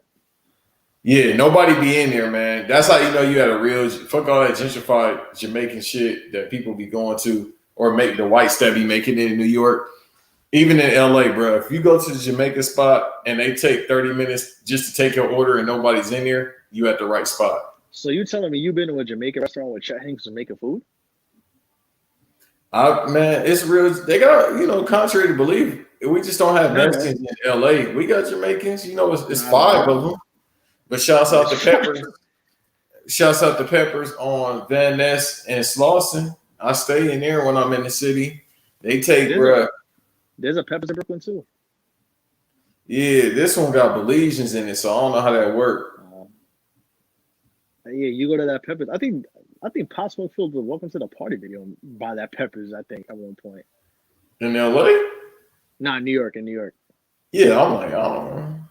No, I actually went to the mural the other day too. I was gonna go when they redid it, but I just didn't like. Life's been going on, but like I had time to come out, girl, and I went. It's just crazy, bro. I cannot believe that man is gone, bro. And it feels like he's been gone for like 2 years, and literally it was like right before COVID hit. Me and Ed was talking about that. I'm like, bro, I had to remember, like, damn, Pop Smoke died this year in February, like you said before the COVID hit, but it don't seem real. Like Kobe dying with his daughter, this shit, bro. It's been a long fucking year. Like it really don't seem Bro, like. I swear it's gonna be one of the things like you gonna think about later on in life. Like, damn, did that shit really happen? Like I've had moments like that in my life before 2020, but this year really made me say, damn, did that shit really happen? Yo, it's been so, bro. This year has been so long that people forgot that he dropped Meet the Woo 2 this year. Yeah, Wait, I was in Atlanta when that it shit was, dropped. man. He gave us 3 really good projects, bro. That shit is sad because, like, yo, I'm not gonna lie, and I've thought about this. Like, I feel like he could have. I'm gonna say this, and you know what? If I die on this hill, I don't care because I'm gonna respect it. I feel like Pop Smoke could have been like he could have changed the game, kind of like Migos did. Like Yeah, he had that effect to him. And bro, like he was like, he's Panamanian. He was Panamanian and Jamaican. And like Panamanian, like, Jamaican, obviously there's the dance whole thing in the Caribbean, that whole influence. And Panama too. And mind you, Panama, like, people think Puerto Rico started reggaeton. Like, yeah, we've revolutionized it, I guess. But that shit started in Panama, bro.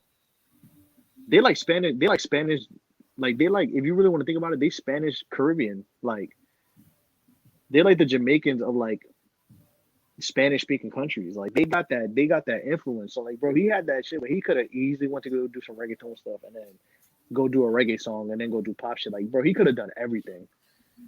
And you could hear that shit, and it's fucked up, bro. Like, it's just really sad. That dude didn't even live his life, bro. He wasn't even 21 yet,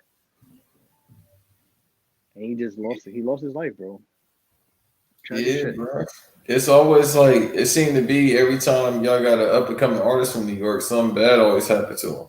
Yep, it's either jail or they die. Yeah, like Chinks Drugs was fire. Shanks Pat, yeah, bro, dies in his own hood too. Yeah, that's usually how it worked. Bro, that story's crazy, bro. That man got followed from like Brooklyn or something like that. He wasn't even in Queens, like, cause when he passed, when like when that shit happened to him, they were in Queens. He was in Far Rockaway, which is like Far Rockaway is another world too in its own self. But like, bro, he lost his life like literally. Like, I think the dude allegedly followed him from Brooklyn to Queens. Yeah, I think ain't that some Nori from Far Rockaway? Nah, Nori's from Left Rack City. Yeah. Yeah, Left See, Rack that's is the close. thing too. It's like, man, I noticed that like outside of LA, when I start traveling, living in different places in the country, it'd be like cities inside of cities, man. Yeah, bro. Like Queensbridge is its own thing. Left Rack is its own thing. Far Rock, like there's certain neighborhoods that like they're literally on the other side of the borough, but they're like two different places. And then you got Yonkers too, that's in Queens, right? Yonkers is past the Bronx. It's like the Bronx and then like New Rochelle and then Yonkers. Like Yonkers is more Yeah. like Yonkers is closer to Westchester County than the like it. Well, it basically is Westchester. It's closer to Westchester than the Bronx. Like New York City people, we consider anything above Westchester like upstate New York. So Yonkers Mm. is like kind of there, but yeah, Yonkers is a little bit farther from little bit farther from the than the Bronx. But like Queens got Far Rockaway, Queensbridge, Left Rack, you know, them those Jamaica Queens, like those areas. So yeah, man. Speaking of Possible, you heard the Kid Cudi album? Nah, I told you I was gonna You didn't listen want to to get it before sad. we got You on didn't want to air. get sad. You didn't want to get sad, bro. I feel you, man. Yeah, It I don't wasn't. It want. wasn't bad. It was okay. How many hums did he have on each song? Because if it's only one hum, I'm not gonna listen. The old Kid Cudi would have hummed you out of the building. He did. He did his mantras. So just one, that's He got a it. he got a couple. They were there. He said he wanted a lot more on this album. That's what I heard. And he tried to rap, but it was okay. Like it's not terrible. It's a lot better than that last couple stuff he's put out, but it was a nice return to form for him. I was kind of mad because I seen that Pop Smoke song. I'm like, bro, they about to pimp Pop Smoke like Biggie, but he actually gave context to why he got the Pop Smoke song, and I was like, okay, I get it. So long story short, the song that Kid Cudi had, Pop Smoke had with somebody else.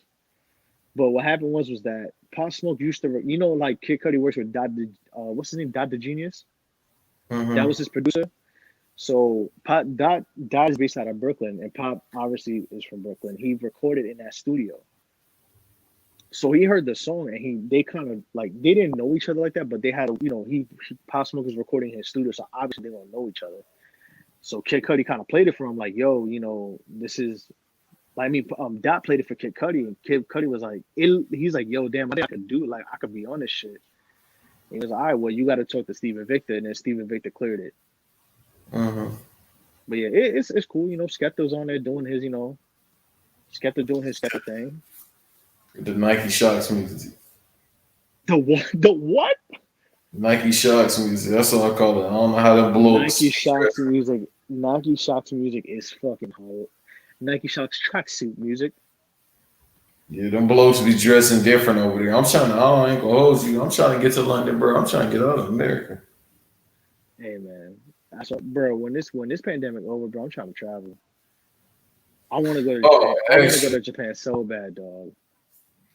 yeah, that's the number one destination I'm trying to go to. Shit, I was supposed to go to Puerto Rico with my lady, and then this whole thing happened. And I feel Yeah, bad because like every time she wanted, she was like, "Oh yeah, every time I want to go, something happens over there." But then nothing happened over there. But then like the pandemic happened, so yeah, bro. That's what I'm saying. But apparently, I'm looking on the timeline right now. Apparently, they got the vaccine, so we might be oh man, straight. no, man, bro, I'm not touching that vaccine for. I'm waiting till like vaccine 2.5. I'm gonna choose vaccine like iPhones.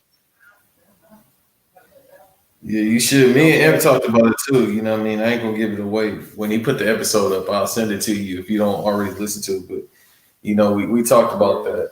And I'm not, no anti-vax or nothing like that. But I'm definitely not trying to go first, man. I feel like, and I told him, I feel like the vaccine is equivalent to PS5. You got to just get that motherfucker. I mean, I feel like with the vaccine, like I'm like it's weird. It's like I'm cool. I like if we get it, okay, I'll get it. But am I gonna sit there and like just be like I just something the way the circumstances of how this is coming about, bro? Like I feel weird about. So I'm gonna treat it like an iPhone. You Yeah, don't get let the me first. see how it pans out. Yeah, I ain't getting. You don't get the iPhone with the first iOS update. You wait for a couple, and then you get it. So I'm gonna wait till like the second, a couple. I'm gonna wait, see how the go arounds happen, and then I'm gonna keep it rocking. Yeah, and once again, Yeah, like I said on Amp's platform, nobody's anti-vaxxer, man. We not on that shit. no, I man, you don't, gotta I you don't gotta need get your motherfuckers coming awareness at. right. Yeah, I don't need motherfuckers coming at me or you about that shit. Nobody's saying that, bro.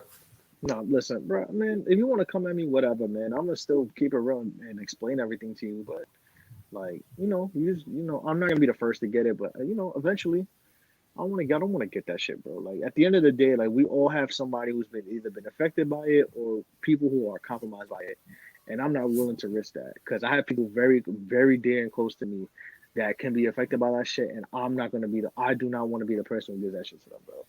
And that should be the case for everybody else. I mean, unless you're in Atlanta, I know they clearly don't give a shit. But me, couldn't be me, bro. I already got it. I already got social anxiety. You think I'm gonna try to give somebody else? You think I want to be up close with people trying to give them this type of stuff, bro? Absolutely not. Girl, I'm with you on that. Like, I know people close to me that got it, and I'm just like, yeah, bro.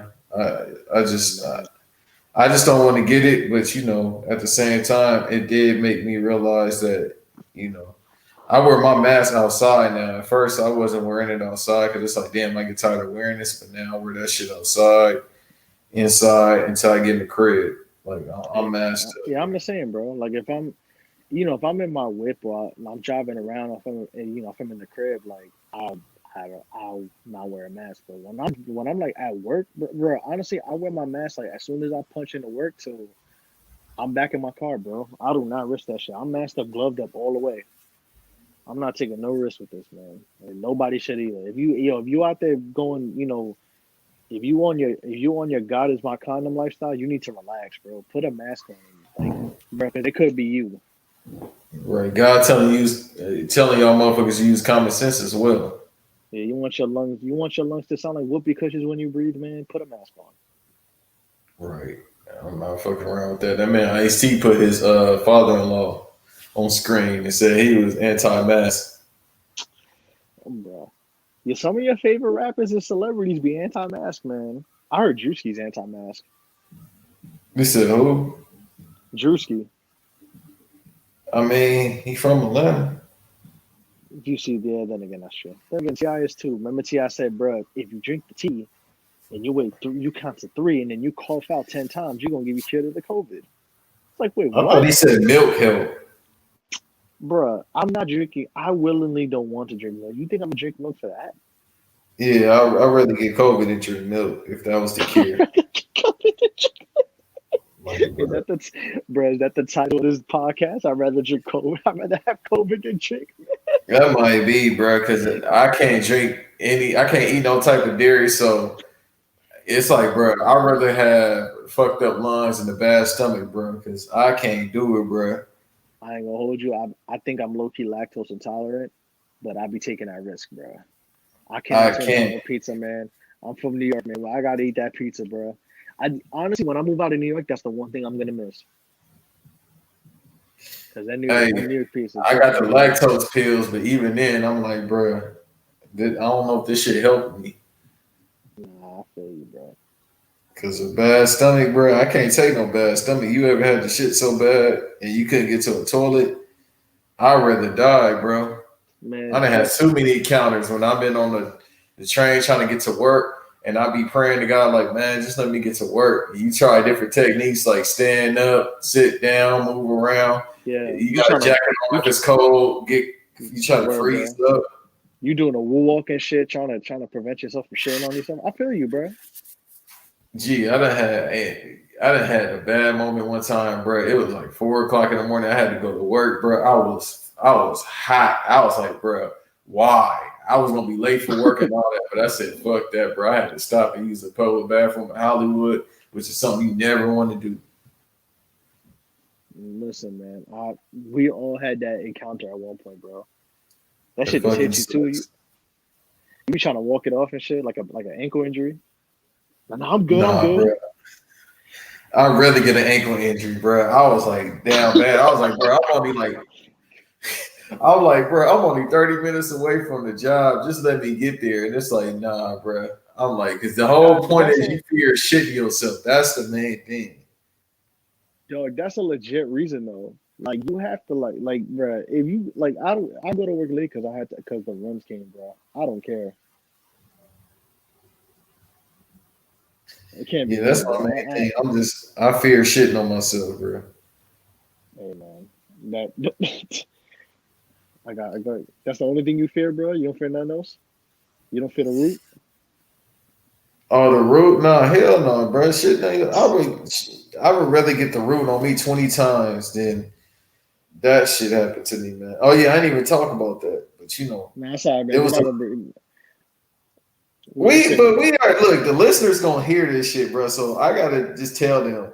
I'll tell it in short. And besides this is the best box I ever had in my life. So that told me everything I need to know. Oh my god.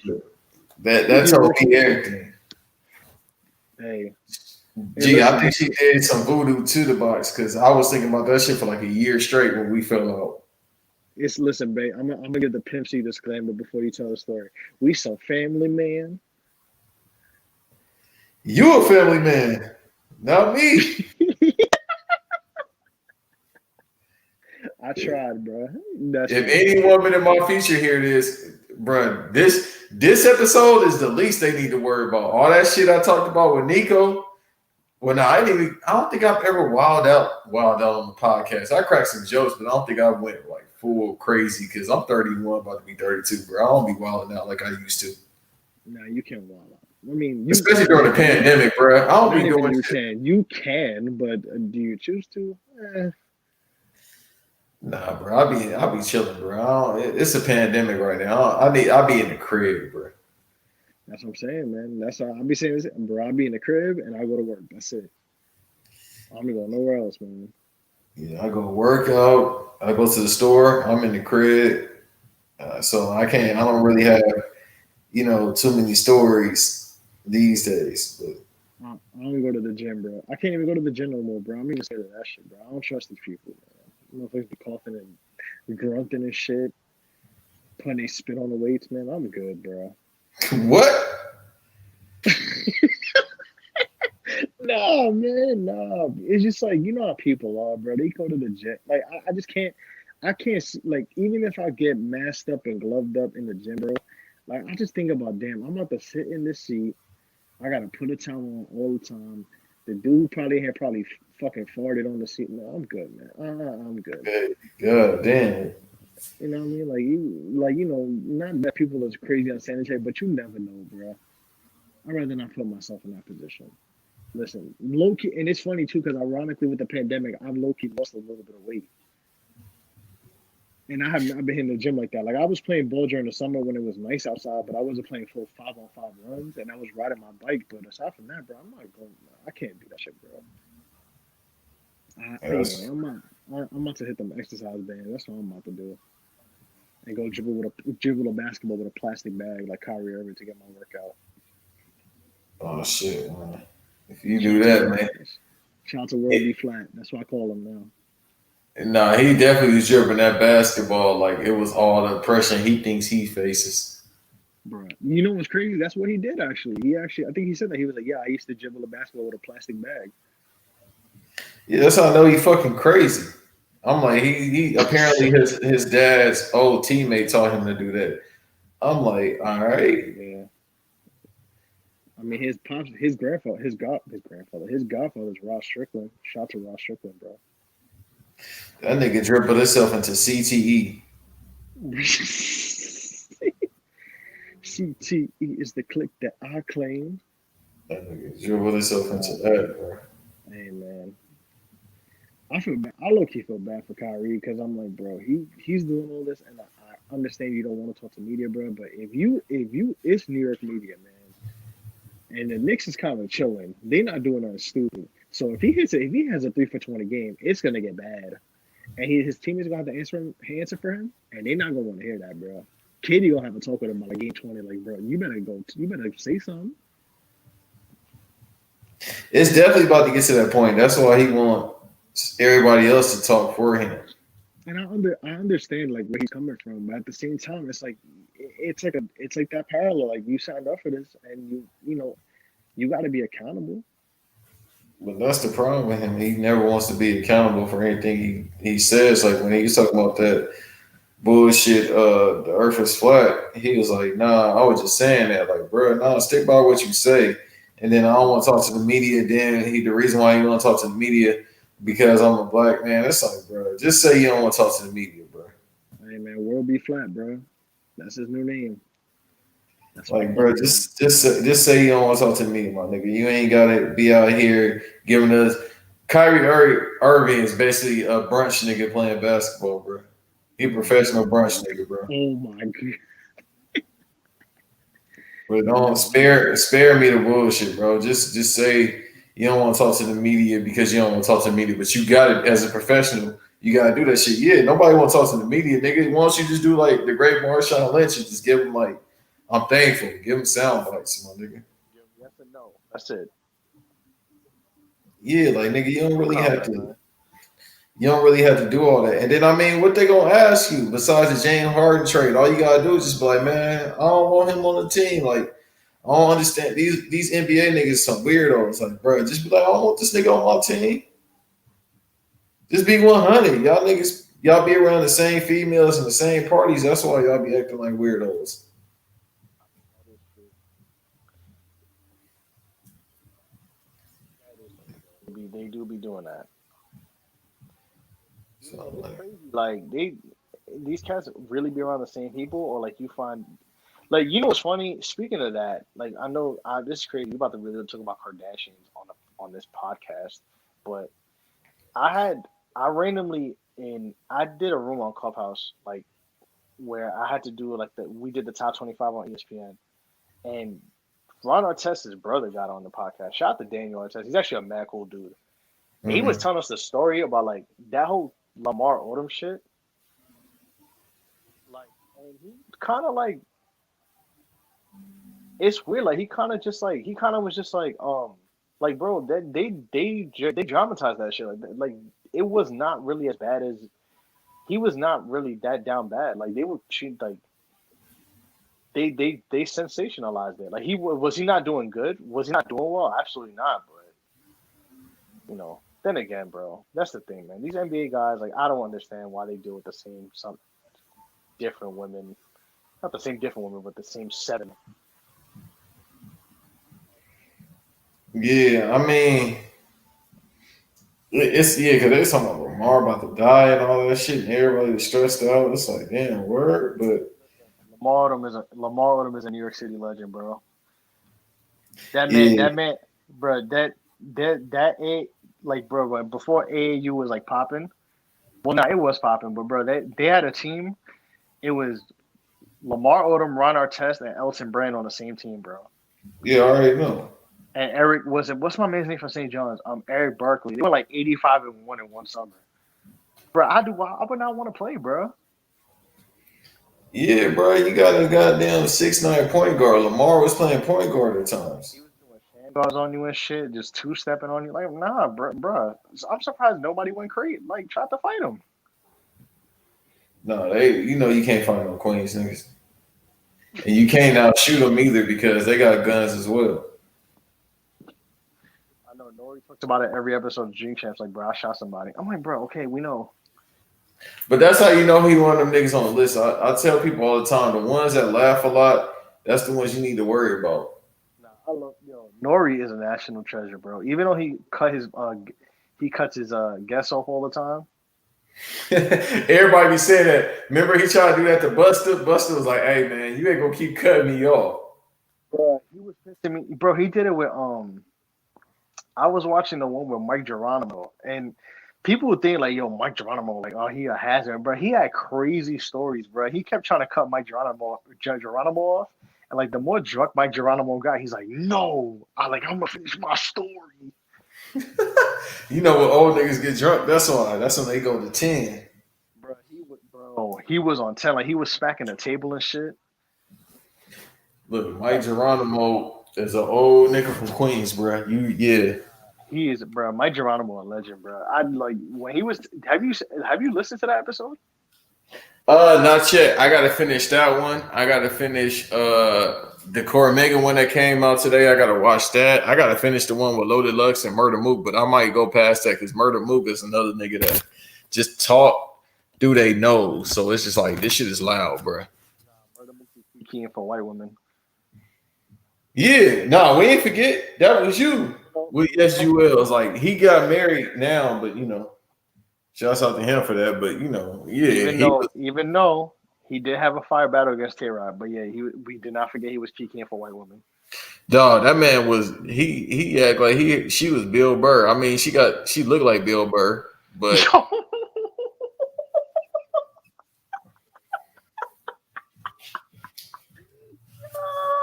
my man said she looked like Bill Burr. She looked like Bill Burr, but that nigga was up here. That's that real you want to beat laugh when you coming through your sternum, like, bro. She ain't even that funny. That bitch is talking about all the niggas that be simping trying to hit her. Imagine that. I gotta pull up the tweet, or I gotta ask him to send it to. Shouts out to Coach, my guy. He said he tweeted a couple of weeks ago. He said white women think having ass is a personality trait.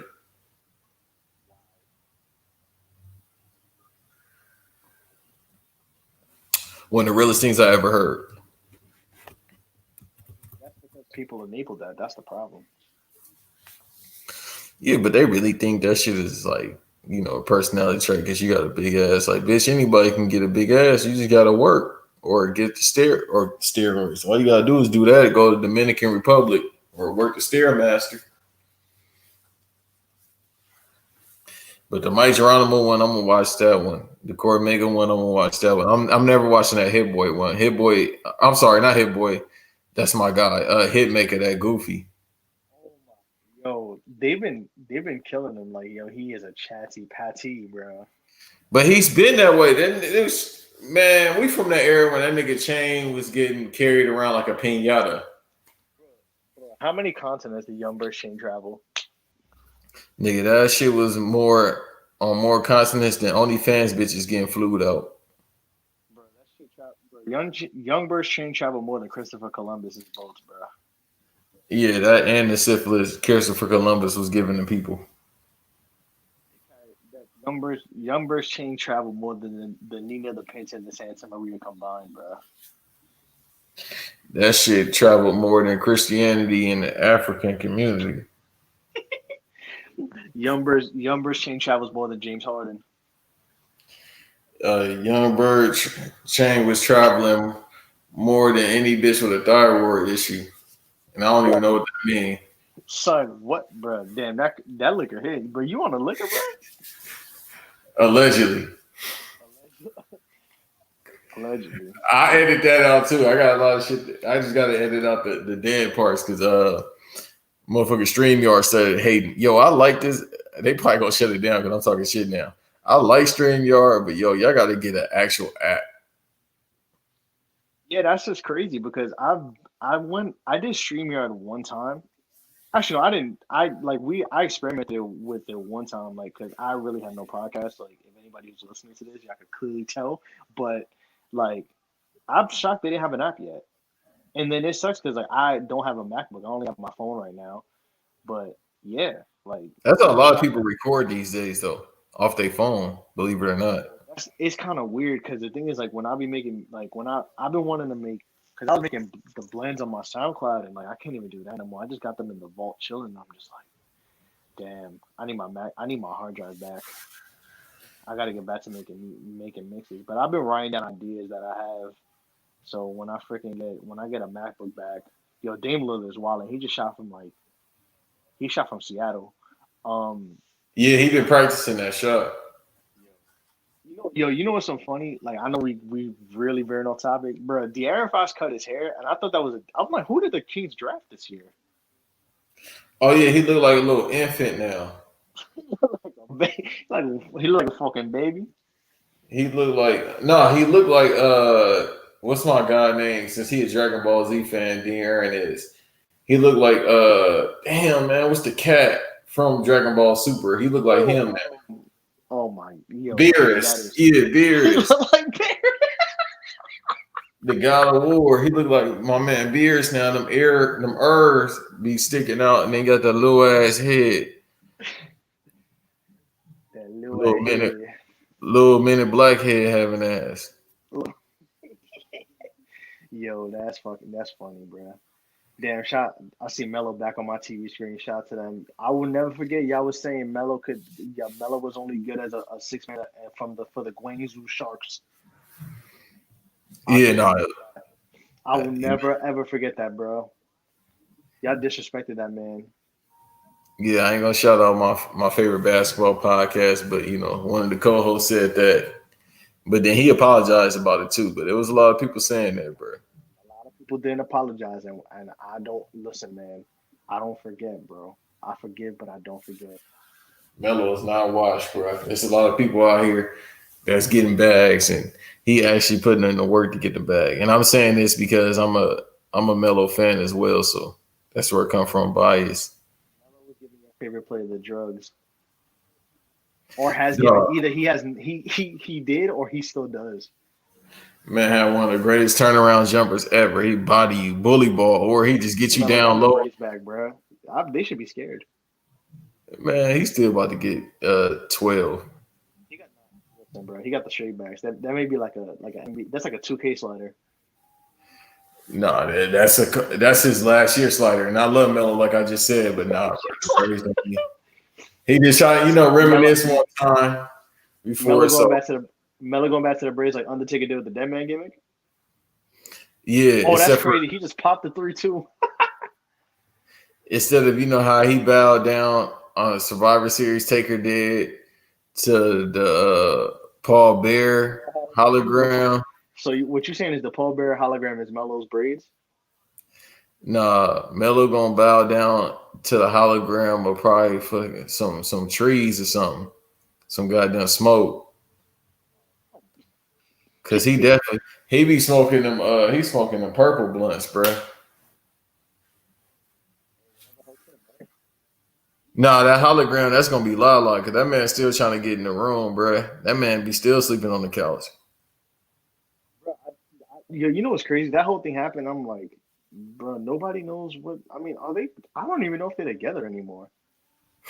Hey man, we just trying to make it work. That's where they at probably right now. We just trying to figure it out. Scotty and Larsa. Like I thought they were still together, and then allegedly they got divorced. I'm like, Man, fuck Scottie Pippen, bruh. Fuck. I'm a Bulls fan. I'm a Bulls fan. This motherfucker, man, fuck Scottie Pippen. It's a damn shame Jordan had to win them championships with John Paxson and Horace Grant. He a goofy. This nigga's a goofy, bruh. This motherfucker you can't get your household in order, but you want to still complain.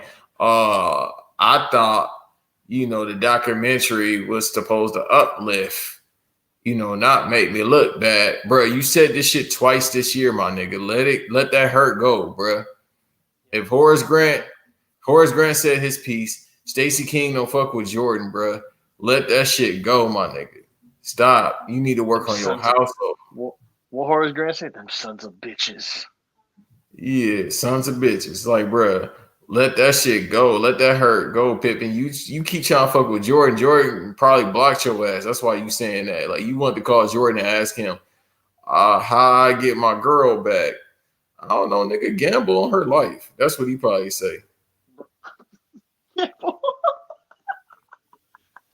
Yo, Banks, son, gamble on her life is crazy.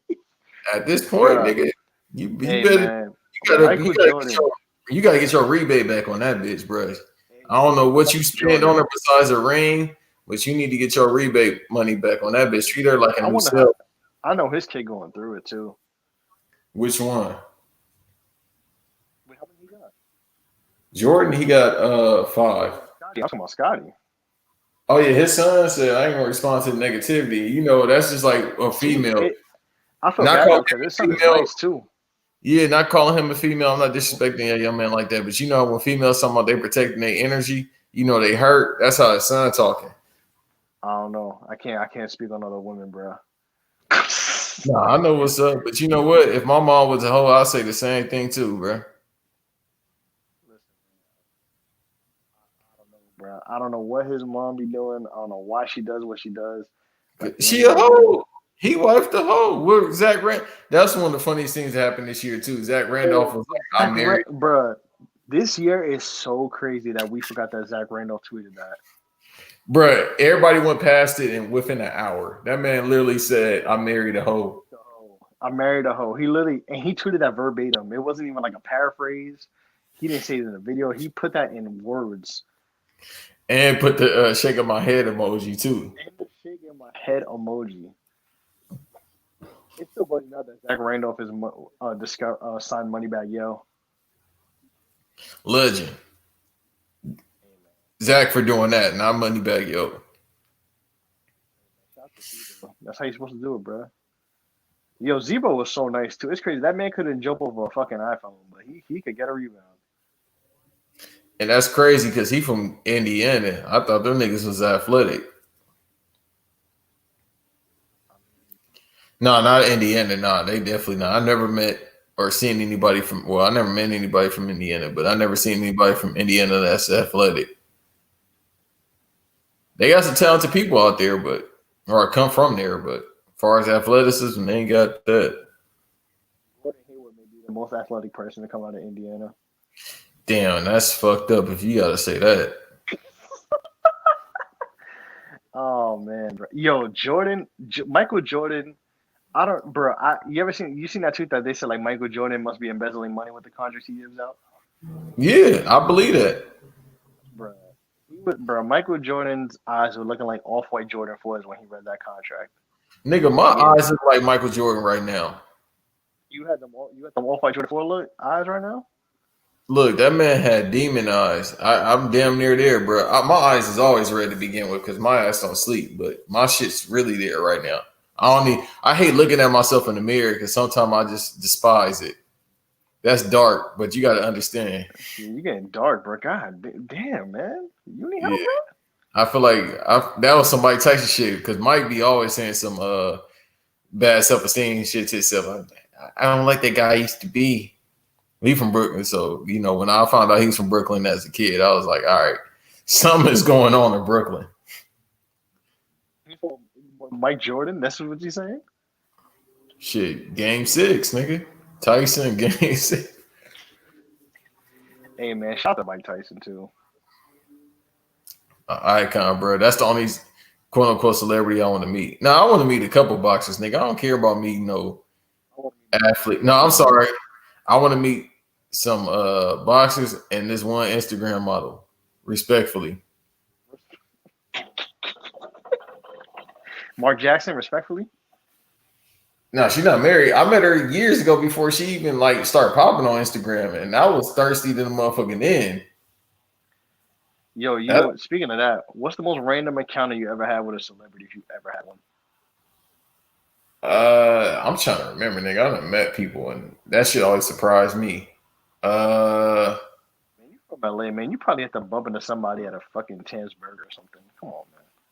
No, I worked on a lot of TV shows and movies. I could say that, but them motherfuckers, they weirdos like actors and shit like that. They motherfucking weirdos. I don't want to talk to you, but I mean, I met Devin George before. That is a name, bro. Devin George. Yeah, I met that nigga before. He looked like Arnez and shit from 101. That's crazy. Nah, I met a couple of people, but yeah, that was random. That's funny. Randomest thing. This was. What are we in? Damn, we in 2020. This must have been 2016, I would say. Mm-hmm. Damn, Melo going crazy right now.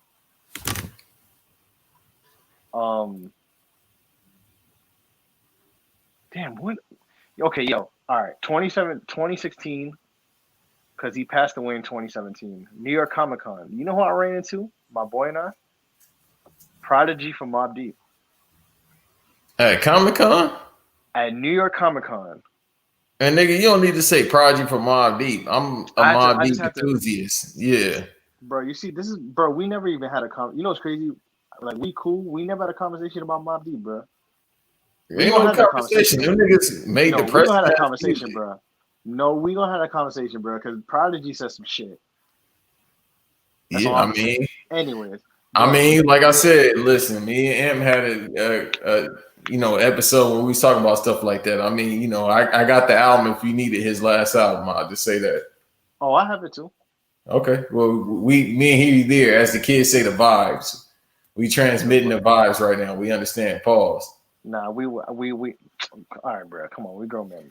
Jadakiss wasn't a grown man should have to say no homo. I know, but it's just funny because we talking about hard. I know it is. Because he be saying pause after every sentence. I hate that shit was so annoying. Like, I'm like, bro, why do we say that after everything? But like, if you just don't understand, like, that was that nigga Cam and Dame doing that shit, bro. Oh, and Mook too. Mook stayed doing it. He did it on the Drink Champs. For real. Why you didn't pause your coon shit? That's his alibi. But nah, yo, so boom. I'm gonna get very New York with it. Nah, so my boy and I, we at Comic Con, like in the. I don't know if you ever been to a Comic Con, like I know they got like the San Diego one and shit. I worked at the LA one the past 2 years, bro. Oh, that's who I met, bro. I met goddamn Kel, bro. I shed a tear damn near like him. Kel, what's his name? Like Keenan and Kel? Oh God, bro! I met him I met the Black Power Ranger, bro. And I was broke at the time, so I couldn't pay for no autograph. But he showed me love, nigga. I almost shed tears, bro, on everything. That's real. I used to see all the wrestlers and stuff like when he was at that Comic Cons and shit. But yeah. So the Prodigy story is my boy and I. It's like eight. I remember like it was like 8 o'clock or 9 o'clock because that's when like the rooms used to be shut down basically, unless you went to like the little panels. So my boy and I, we kind of did what, we walked around, whatever, we cop some merch, showed, we did what we had, we do what you do at Comic Con. So we like, yo, we about to leave, like, let's just go get a beer or something and then go back to the island. So we about to walk out and I see somebody walking past me. Like, mind you, I'm like 5'9". Prodigy's shorter than me. He's like my boy's height. My boy's like 5'6", 5'7". So Prodigy's like his height, and then I'm walking by, and I'm like, I'm thinking like, yo, maybe I drink too much or something. I'm like, is that Prodigy from Mobb Deep? So I tap my boy. I'm like, yo, is it me or is that who I think it is? So I didn't point at him, but like I motioned like, yo, and we're like, yo, shit, like that's Prodigy from Mobb Deep. So like we said, yo, like we kind of walked up to him, but it looked like he was trying to be out too. So I didn't ask for a picture. My boy got a picture with him. But I dapped him up and I told him like, yo, like, thank you for the music, but like, I really appreciate it. Like, kept it very cordial and brief. And he was like, yeah, yo, good looking out, whatever. Like, he looked like he had to go somewhere. So I kind of just, like, we kind of kept it like, brief. But then when he died 6 months later, the first conversation we had was like, bro, we literally saw Prodigy, like, and he's dead a year later. That shit is crazy to me. That's the most random encounter I've ever had, though.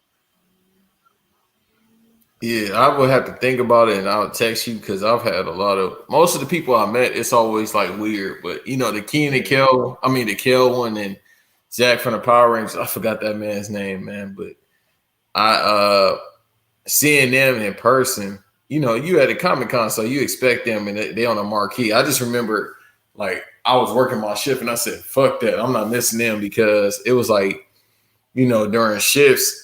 The people that I actually wanted to meet was here. I saw the Snake Man as well, but I didn't know, man. Until I saw him do Queen's Flip, I was like, damn, I could have approached Jake the Snake, but I didn't know if because he an older white wrestler. I thought he was gonna be on that type of time, so I didn't approach him. Nah, but bro, I saw Jake the Snake. How Jake the Snake's still alive is crazy to me, bro. Low key, he's a legend. He on the gas mask now. Oh, he on AEW, right? No, yeah, but no, he using the gas mask. He got something worse than COVID. I think he got tuberculosis. Fam, tuberculosis is still around? Nigga, apparently so. I thought Arthur Morgan was the only one that had that shit. Dog, the last person I heard of that had tuberculosis was fucking Ukyo Tachibana from Samurai Showdown. Hilarious. Oh yeah, bro. Yeah, we at that point of the podcast where I'm dropping random references. Shout out to Samurai Showdown. That's a legendary game. Nah, bro, that's just funny. I didn't even know them niggas' backstories. I used to get busy with my man with the claw. That nigga had that one Vega claw. I used to hate fighting against them, bro. Nah, that little monkey, that nigga. Blue hair. That's the main dude with the long ass katana blade. That nigga had that little spin attack. He jumped in the air 3 times. He throws the apples and he just slashes you. That's Ukyo Tachibana. He has tuberculosis. Like his stance, bro, he be coughing in the middle of his stance, bro. Yeah, that's what I said. I was like, other than that, nigga Arthur Morgan. Since we talk about video game, remember that nigga Morgan went out. That nigga got coughed on. He had the first Ronin. That nigga got coughed on in Red Dead Redemption 2 in the field. He got the prequel to Rona. Yeah, no, I can't even joke because that nigga actually had TB is definitely worse than Rona. Because remember in the game, that nigga got coughed on, then he started coughing, and because you find out that the dude that gave you the shit died, but you didn't know you had it. Then the nigga started just losing. He started looking flabby and sick and shit. Remember when you go to that one town that looked like New Orleans, that nigga passed out on a horse? Yeah, that shit was way worse. Bro, yeah. That's crazy, bro. I didn't know Jake the Snake had tuberculosis, bro. Like I think he do got TB. I ain't gonna put that on him, but he said he got something worse. I'm not gonna put that. I'll send you the interview. He said he got something worse than Rona because he on it. Like, bro, he on the oxygen tank, so he definitely got something along the lines of TB because he on the oxygen tank, bro, like through the nose. And he was like, it's because. Yeah, but I think that's why we haven't really seen him like that. Apparently, he said he got it because the cigarette smoke. But I'm like, that should always be making me wonder because I know people that smoke cigarettes for years and they were straight. So I guess it just affect people in different ways. Like, you see like one person who has it, and like they, they're messed up, but they're not as messed up as other things. And then you find out there's like one guy who has literally no voice, or his, breathing out of a fucking, I guess, out of a gas mask like Jake Roberts is. That nigga, Buster, he said he be smoking cigarettes, but he still be working out. That shit is crazy. It's possible, bro. When I used to smoke cigarettes, I was straight. I ain't feeling no type of way. Like with me, I ain't smoking no damn cigarette. I can't do that shit, bro. Yeah, that shit. After a while, I was like, bro, ain't no point of this. Like, if you ain't smoking on Lazard, you should leave this shit alone. But, leave it alone. But I mean, everybody got their own habits. Like my nigga, I just, I be on and off drinking. But particularly this year, I brought it back because I be in the crib. When I'm not doing shit or I'm just chilling, I drink. But the thing is, with me, I got a, addictive personality. So. No, I get what you mean. Yeah, like right now, I'm off the shits, but at the same time, I'm coherent enough to have a conversation. That's the thing with me. When I get drunk, I'm still me, which is insane. Like, I'm still the same way. Like, of course, I'm not going to drive a car or shit like that, but I'm starting to feel like maybe I'm drunk even when I'm sober because I'm talking the same way. Or I should say this, when I'm under the influence, I actually talk better. I don't be up here having the Floyd Mayweather stunner and shit like that. And I actually remember what I'm about to say, and I got facts. And also, I was telling my boy that's from Long Island. I was talking about, shouts out to the Black Announce Table. Like, bruh, I think it's just, I got grandfather's genetics. I'm starting to notice that because, nigga, I'll just drink, but then the next day I'll be super energized and I'll go work out for 2 hours. I feel like with drinking, bro, like, I kind of just, I was, when I was younger, like, obviously you be drinking whatever, but like the older I got, man, I just stuck to dark liquor, red wine, and beer, bro. I can't drink none of that crazy wild shit no more, man. Like, I recently tried to kill again the other week, and I'm just like, I do not miss this shit. I don't at all. Yeah, I know niggas that drink tequila. I won't say their name, but they drink that shit. I can't do it, bro, unless it's, the 19 Crimes of Snoop on it. Or it's Crown Royal Apple. I'm a nigga, bro. I gotta have the brown. So I feel except for Hennessy.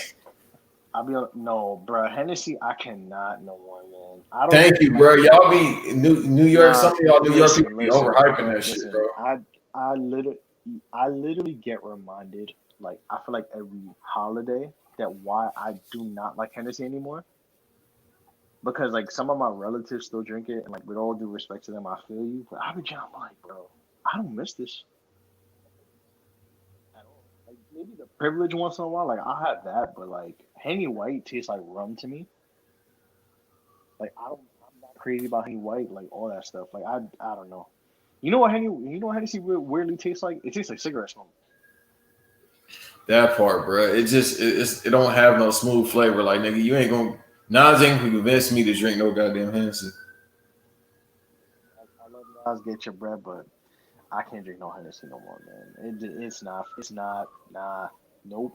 Can't do it, bro. But I'm drinking that wine though. Wine's the best drunk, bro. That shit get you. You drink a glass of wine, sleep good. You drink a couple, you get drunk. I mean, you may get lusty, but that's on you. You know what I mean? Yeah, but it's depressing when you get lusty by yourself. Well, no, it ain't, because that beat demon gonna come see you whenever it's gonna come see you. You said that what? That beat demon, bro. That beat demon sometimes knock on your door. That's why I try to go to sleep before 12, because that motherfucker will try to knock at the door. You know what I'm talking about, nigga, when even though you married, that motherfucker will try to come holler at you. Like, damn, remember that video you saw earlier about mistake? Yeah. I don't be doing none of that, bro. I feel what you're saying, but nah, bro. I'll be Euro stepping the bullshit, man. I know, because you a good man, but shit, that ain't the case with me, bro. I'll go back. Like, You Like I got videos I bookmark. I'm like, damn, why I do that shit? Well, here comes. You know how Taz used to be like, here comes the pain. Like shit, here comes the lust. Here comes the man. Shout out to Taz. That's how No, I think. we should shout out to New York Italian. I mean, he's from Norfolk. Allegedly. He could be from Long Island for all we know. That man definitely from Long Island, bro. Ain't no fucking way. Long Island, or he from where MGA from? Oh, MGF from Long Island. So yeah. Definitely from Long Island. He gave me Mastic vibes or West Islip. He definitely say nigga. Ain't no way nobody can convince me otherwise. I will hope not. No, bro. He still got the Burberry scarf from 04, the Kanye joint. He got the baby shower scarf. He definitely say nigga. Ain't no way, bro. That motherfucker look dirty too. He ain't washed that bitch in a minute. He got the Burberry scarf that every dude wears to the baby shower with the Burberry shirt. But then he dressed. Fucking, we'll do this because I was about to say another race. That nigga dressed Cuban. He dressed Puerto Rican. Yeah, there you go. Yeah, I know. Trust me, I know. Except for he got a sweater over his shoulder, the Cross and Banks joint. I ain't never seen no Puerto Rican. Yo, I never seen a Puerto Rican with nothing but a big ass heavy trench coat. I ain't gonna hold you. All I see y'all wear is the motherfucking North Face jackets. I've never seen a Puerto Rican with a t-shirt on solely. Y'all always got hoodies on. Like, shouts out to the Puerto Rican woman that worked at my gym who was gorgeous. Every time I see this woman, it be 72 degrees. She got a big ass jacket on. I'm like, I tell her, I'm like, baby, why? Oh no, baby, what are you doing? Yeah, I'm like, baby, it's 72 in here. You got a big ass jacket on with your cute self. That is, bro, she talking about it's stupid, son. She said it's cold. I'm like, baby, it's 72 degrees. You know what's crazy? I'm the opposite. I think it's because I went to school like in upstate New York where it was brick out. Cause bro, the first one I came home, right? Like mind you, going like upstate New York, bro, 30 degrees in upstate New York is not 30 degrees like in New York City. Like that shit feel like 50 degrees. I remember the first one I came home when I was in school. It's like 3 hours away from the city. I had a hoodie that was 30. And like my mom was looking at me like, yo, what is wrong with you? And I'm like, Mom, like it felt like 50 over here. She's like, oh, it's like 30. I'm like, well, yeah, man. You know, I got that lake effect snow or something. Well, I'm at. I don't understand that either, bro. I ain't wearing no hoodie where it's 72 outside. I can't, bro. I don't even like wearing a hoodie when it's 60 out. You didn't wear a hoodie when it's 72? So it be because the thing is out here the weather go up and down, and it's because it's global warming. But you know what I mean, like South Florida, bro. Y'all be wearing hoodies when it's y'all be wearing North fucking baby fat jackets when it's 55 outside. I'm like, what, bro? It's not that cold. Nigga, I can't even knock her or anybody to do that because you know why? Anything below 73 for me is cold, to be honest. You from Cali and Florida, bro. You spoiled. Yeah, so that's the thing. But you know what I mean? I stayed in Vegas too, which I might be going back to. I lived in Vegas for a period of time, and that's the desert. So when they get 71, it's kind of cool. But anything below that shit, no, nigga, you get cold. Like at night, that's the thing about out there because it's the desert. When it's about to be 55, it's about to be 55, bro. Or you can feel that shit, son. Like it's been times I had to go to work when I lived in Vegas, and it'd be like 48 degrees, something like that. I'm like, nigga, I can see my breath. That's how the Bay is as well.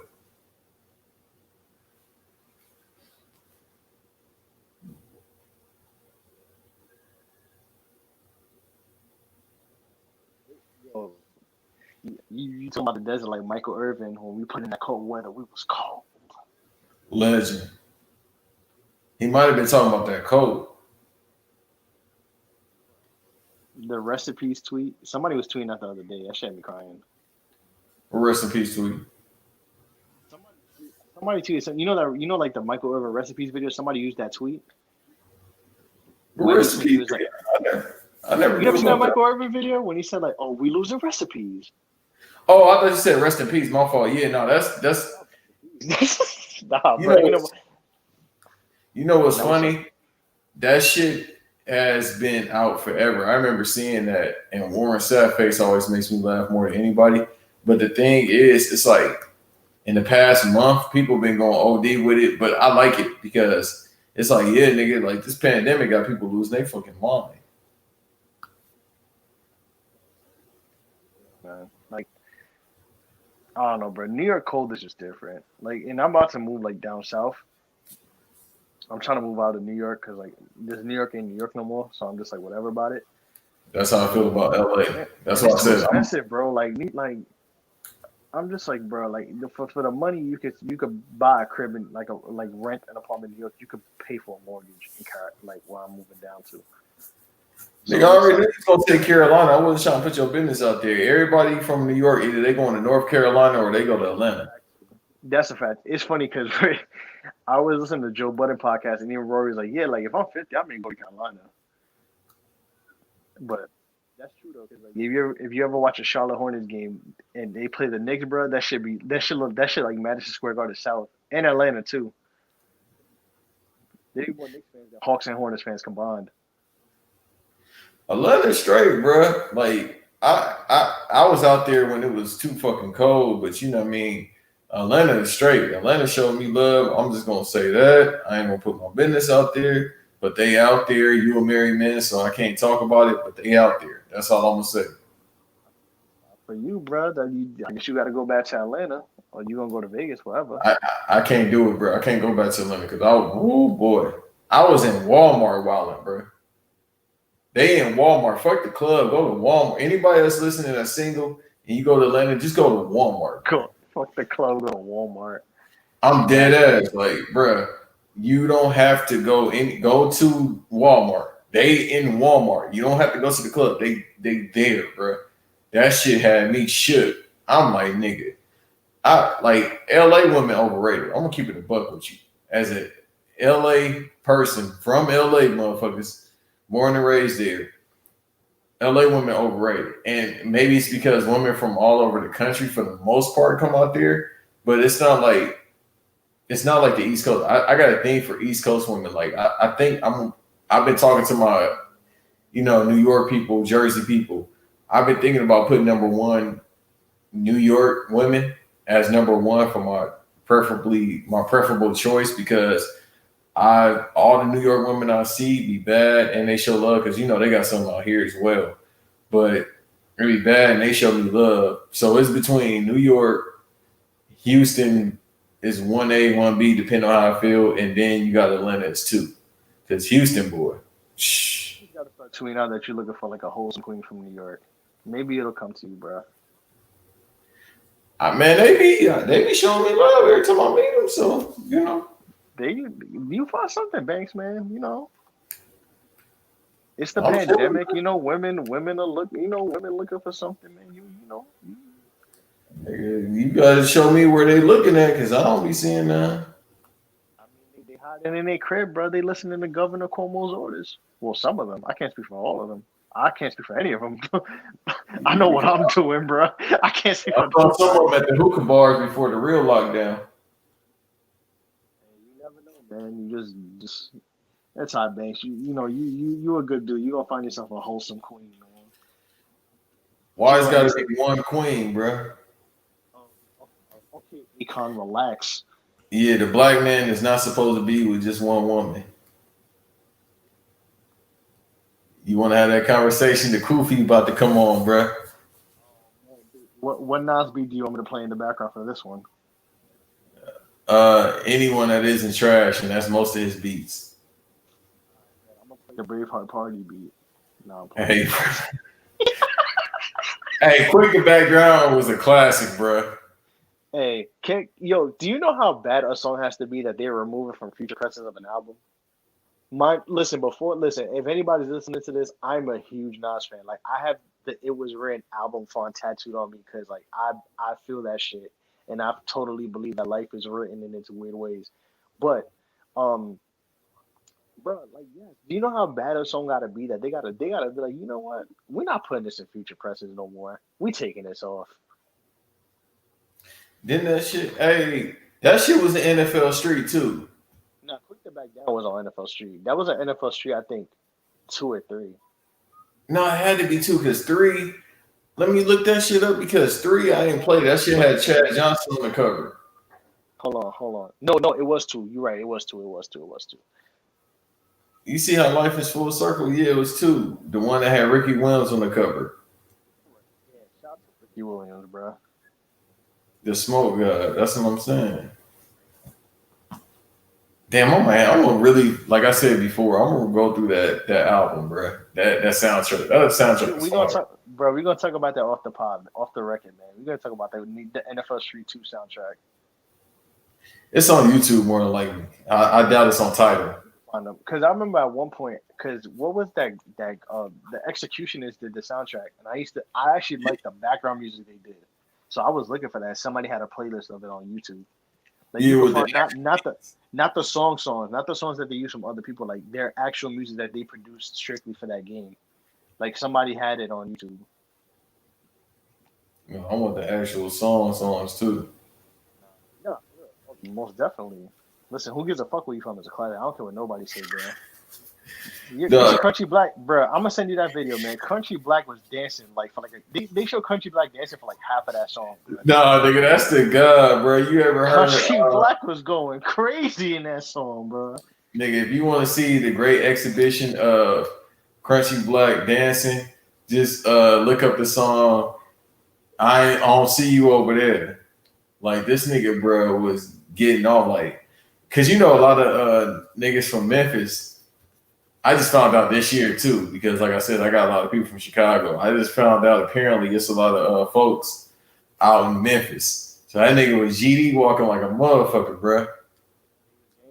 Crazy, bro. Yeah, that shit, him and Duke Deuce, that's GD shit. That's how they do. GD niggas walk like a motherfucker. Like, bro, they gotta put Duke Deuce in fucking like an Alvin Ailey school, bro. I was gonna say versus Chris Brown. Who you got, Duke Deuce to Chris Brown? Nigga, Duke Deuce, nigga, we on folks in them, bro. We walking, nigga. I ain't saying that, man. Shout out to my Chicago people, bro. I ain't saying none of that stuff. One time, like I used the the Monte Ellis GIF when he be doing a handshake. Yeah, the GD when he was shaking up. Yeah. So, and like in the sports group chat, we was just talking about sports, and somebody said something cool, so I used that, and they said that GD ass handshake. I was like, oh, excuse me, Chicago man. I don't want to be disrespectful. Man, listen, I'm just gonna say this. I only say shit about stuff I know. I'm just gonna say that. I'm cool. I got Chicago people I'm cool with. I'll just say that. I know, Banks. I know you put in work in the past life, and we ain't gonna bring that up. Nah, it ain't to that extent, but you know we got connections. I'll just say that. No, that's all I be trying to tell people. I'm cool. I wasn't really out there, but I was out there. If that makes sense. I was outside, but I wasn't outside. You was there, but you was there in the capacity. Yeah, it's just like my life now. You know what I mean? I'm here, and whatever you need, I got you. I'm the assist man, and whatever you need, I'm the point guard with this. I'm gonna let y'all run the plays, but we still cool, and we gonna get to the championship. I'll just say that. Banks, you gotta start tweeting like spoken reasons or something. Find yourself a wholesome queen from New York. I'm kidding, bro. No, you don't. Don't do that. Just tell your sisters, or no disrespect. If you got some cousins that's of age, tell them to come holler. Yo, you know what's funny? They either all in relationships, bro. I'm sorry. I know, man. Spanish women get married at 13, bro. Bro, nah. We not that. We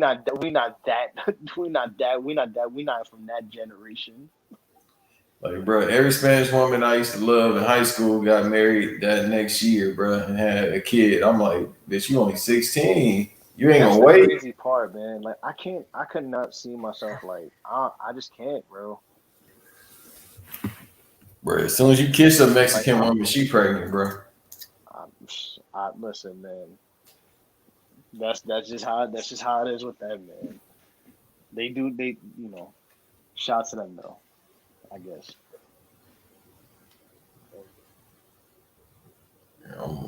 I ever had was probably San Diego. I ain't gonna hold you. Hey man, San Diego fire. Actually, I'm gonna tell you, if you come to New York, and if we link, hopefully, you know what I mean. What we do, bro?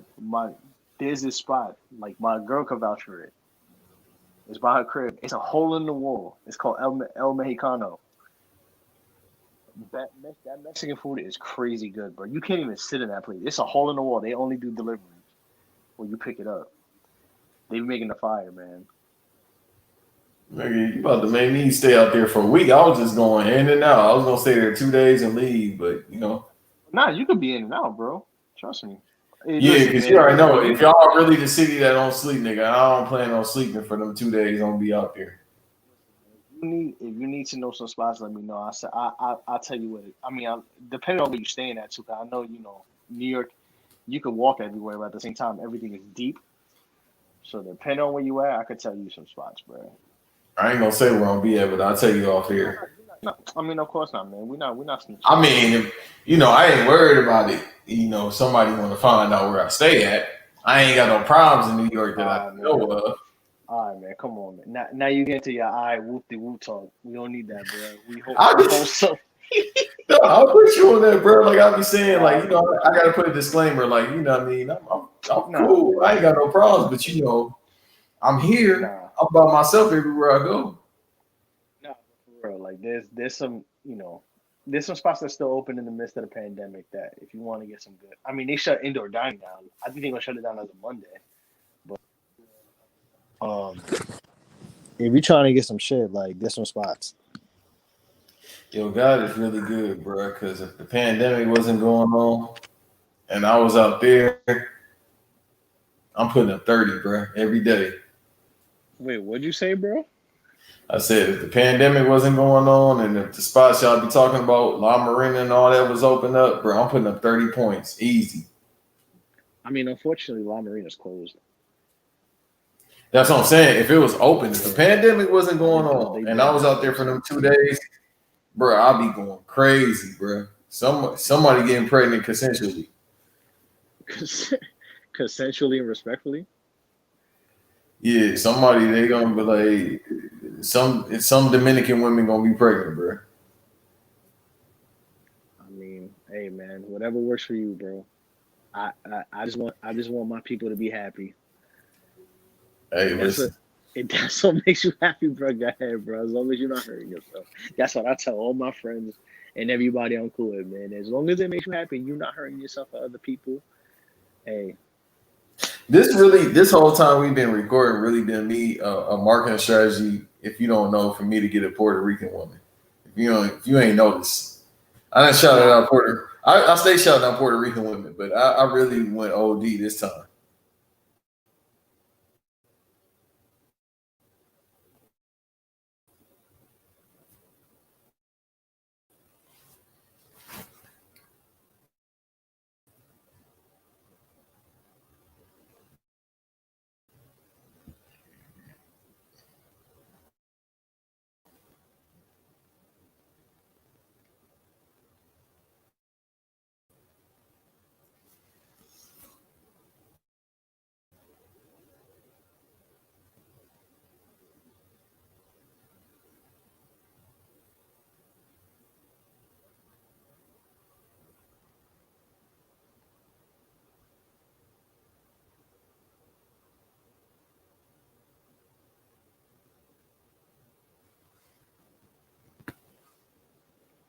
Yeah, you was shouting out Puerto Rican women, you said? And Dominican women, bro. That's all I want, man. So you telling me that you invited me on this podcast to use me as a referendum to speak to Hispanic women, to Puerto Rican and Dominican women from New York City. You gotta translate. No, this is my demo tape. This is the demo tape. This is your reggaeton demo tape? Yeah, this is my demo tape to get them. You know what I mean? I just use you for the front. You got to translate it, but you know what I mean? Otherwise, I think every day I shout out. Hey, you want to laugh, bro? I'm actually not that most fluent in Spanish. And I get killed for it often, bro. No, they probably. I thought they would kill you for For what? not eating pork. Oh, I mean, no comment. Yeah, they be getting on. Well, he eat pork, but you know, I remember Nori talked about how Big Pun was offended because he wouldn't eat pork. So Big Pun used to get on Nori head because he wouldn't eat pork. But I'm like, bruh, I think Big Pun failed to realize that Nori was also half black, so he Yeah, probably, that the black side of Nori won that argument. yeah, like bro, I'm not going. You know, we don't particularly mess with the swan like we, you know, some of us don't. I don't eat. I mean, I don't often unless it's really the holidays is really when I like eat that type of stuff. But like on a regular, I don't really eat that stuff like that. Only on special occasions, man. You know what I mean? Yeah, You get me saying? I mean, bang. You know, what I mean, if you willing to get rid of that, if you willing to put that to the side for a little bit, because I know I clearly now you're making it clear that you're auditioning to get yourself a Puerto Rican or Dominican woman from preferably from New York City. I mean, you're gonna have to try it. That's the no, conversation. I ain't, you know, That's I the don't do conversation. pork. That's a conversation you're gonna have to have within yourself. No, she can't disrespect the jihad. Assalamu alaikum. I can't do it, bro. I don't eat the pork, bro. Allah ain't gonna, disown me for eating pork, bro. Cause I'm 50% Muslim. Bro, how you 50% Muslim? Cause I can't be all in because I don't want to disrespect my religion. So before I take my jihad, I gotta get right. I gotta get right with the all before I finally take my jihad. You know what I mean? Because I'm gonna be 5%. Oh, for real, you're gonna be down with the nation of God's nerves. You got to, but the only thing is too, I work with a white man, so they might disown me for that. So I don't know if I can go all the way. Listen, you gotta put that stipulation in your contract. Like, yo, listen, like I just work for a white man right now, but yo, just give me a little bit. You know what I mean? That's not gonna work with them niggas, man. They bow ties be too tight. I mean, And I gotta wear a suit. I ain't wearing no fucking suit, bro. I hate suits. come on, man, you can get the. You can wear the suit with some J's. Nigga, that's trash. I hate when people do that shit. I gotta wear some Stacey Adams. Yeah, word. You gotta get the Gators, man. You be gated out banks with the suit. What's up? Like, Nigga, this ain't if you going in, you gotta go all the way in, bro. That's why I said I can't do it. And I got a bald head, nigga. Like, I'm a light skinned nigga with a bald head wearing a suit. I already hear the jokes right now. I'm gonna be roasting Man. people back. I got a good hour roasting session on motherfuckers. People be stay trying to get the jokes off of me. I'm like, all right, bet. I got you. Damn, they be calling you Joe Budden and shit. That's crazy. I done heard Joe Budden, Ricochet, all that shit. I'm like, if y'all don't get the fuck out of here, I ain't never sat on no damn thumb. That man Ricochet had that. They call That you man Joe. That's Ricochet crazy. Nigga, imagine that. I need that money. And Mr. 305, that nigga rich as hell. That Drink Champs episode. Hey, look, he was trying to be slick, he was trying to get on his Bro, goofy that is a legendary glow up, bro. Like that man battle rap like half the Rough Riders, and then look at where he is now. fast as a His first song mother. was School Up, like, and look at him now. Hey, I had the album he had on TVT, the one he put out. That's the album that he had. School Up, that's that shit. Yeah, I had that album with them, and man, the one that was on TVT. Them trash motherfuckers don't want to release nobody album that came out with them. Because I that had man owned TV Tunes, bro. He had the money. He don't care about nobody else. what else? This conversation going full circle. Mike Geronimo was signed to TVT. Oh, word. See, that's what I'm saying. Then you got we breaking down the matrix. Then we was also talking about NFL Street. Yep. TV Tunes, man. Listen, man. Shout out to NFL Street. Shout out to Mike Geronimo. Shout out to my girl for you. Shout out to Puerto Rican and Dominican women for me. Oh, absolutely. I love y'all. Please. Shout out to Carmelo Anthony. Who is black and Puerto Rican? You see how it works. Shouts out to You see how it works? Word. Yo, East Coast people run the world, bro. East Coast people and Atlanta, Southeast people and East Coast people, man. Y'all the realest motherfuckers ever, bro. Oh no, Chicago people number one. I'm sorry, Chicago people and LA people, we number one. Then y'all fall the line, bro. Never in my life, and I guess we're gonna end on this note too before you get your plugs in. Never in my life that I think, that's how I know God is real, nigga. I'm from South Central LA, and I ain't trying to do no uplifting speech because I'm here for jokes and shit. But never in my life that I think a nigga from South Central LA would be cool with people from Chicago, from motherfucking Jersey, and New York and Florida. You can't write shit out. Bro, I agree. Like for me, I'm from New York, but I'm like literally like the people I rock with them. Like aside from my people from New York, like the people I rock with a lot, like I conversate with is like all the Earl and them from Florida, and like me doing like the sports group with Clubhouse and shit. And they all from different parts of like the state. Like it's crazy. Like I'll just be cool with everybody from different walks of life. And man, that's the beauty of this shit, man. You just gotta. Everybody had, everybody got their own niche. Some people are just meant to be cool with different people from different walks of life, and some people just choose to stay where they at, bro. But hey, man, that's the beauty of it. You just gotta embrace that shit. Right. Exactly. That's that inspirational gem we just dropped on you on the end of this podcast, where we was just joking on everything and anything. You know what I mean?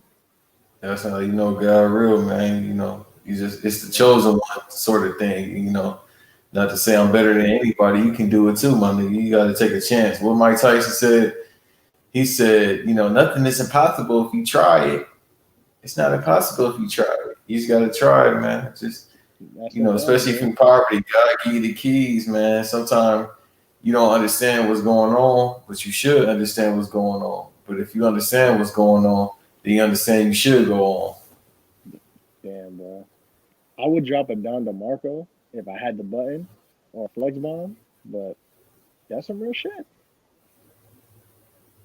What we calling this episode, man? I forgot what you said earlier too, and I was oh my god, I'm so mad. I forgot that. Damn, what was the title of this? Oh man. Yeah, because you said the title, and I was like, damn. But I got to go through it and edit it anyway. Yeah, so I'll probably run through it. Yeah, because I listen to my voice, but yeah, the internet was trying to kick me off, man. I hate hearing my voice, but I gotta listen to it now to edit it, and I'll find that the title because I actually did like the title. Internet was trying to chill like Carmelo Anthony. Yeah, ISO ball, but the internet. You can't stop the real one, man.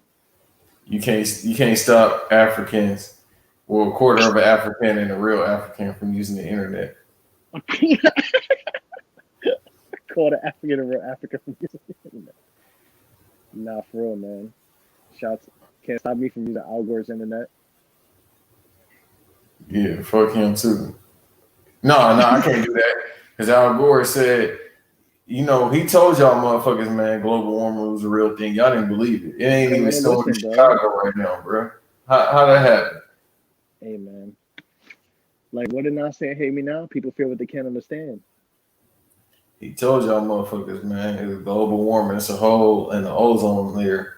Y'all don't believe it, bro. How fucking 78 degrees tomorrow, but today it was 71, then the other day it was 65. Y'all motherfuckers, bro. It's only what Chris Rock said in the intro to Extinction Level 2. It's only 5 years left, nigga.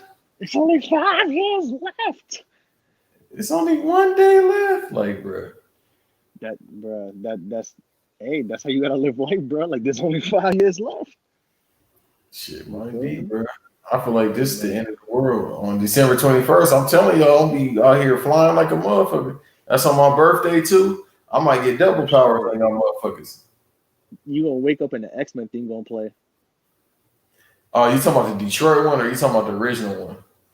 What? Either they're gonna give you a choice. Yeah, if you haven't heard the Detroit one, I'm gonna send it to you. What? Who did that? I forgot because I remember hearing about it, but I just can't recall. I don't know, probably YNJ, the king of 2020 rap. That's a real hip hop nigga. Coochie Land album is album of the year. What's that little beat? That's that real music, man. That's real hip hop nigga. This nigga Coochie Land, come on, bro. Who did it? Nah, send me the X-Men joint, bro. I'm gonna listen to it.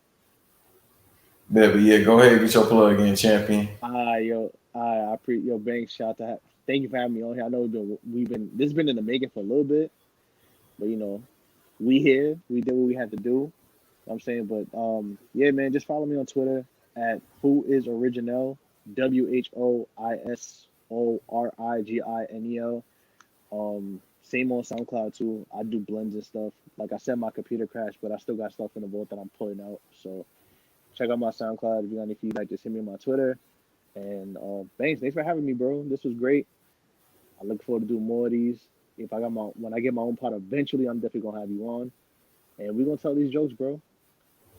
Man, you already know you come through whatever fucking 20 podcast I got going on, bro. But you know, as always, follow me, Banks No Rest 2, Instagram, Twitter, fucking Clubhouse. Even though I don't be on there like that, I'm a Banks No Rest 2. Zanga, Facebook. Yeah, don't send me no Cash App requests, but yeah, gente, all that. Telemundo, find me on all that shit. If you got the plug for the Bang Bros password, send that to me as well. Send that to Banks. Don't send that to me.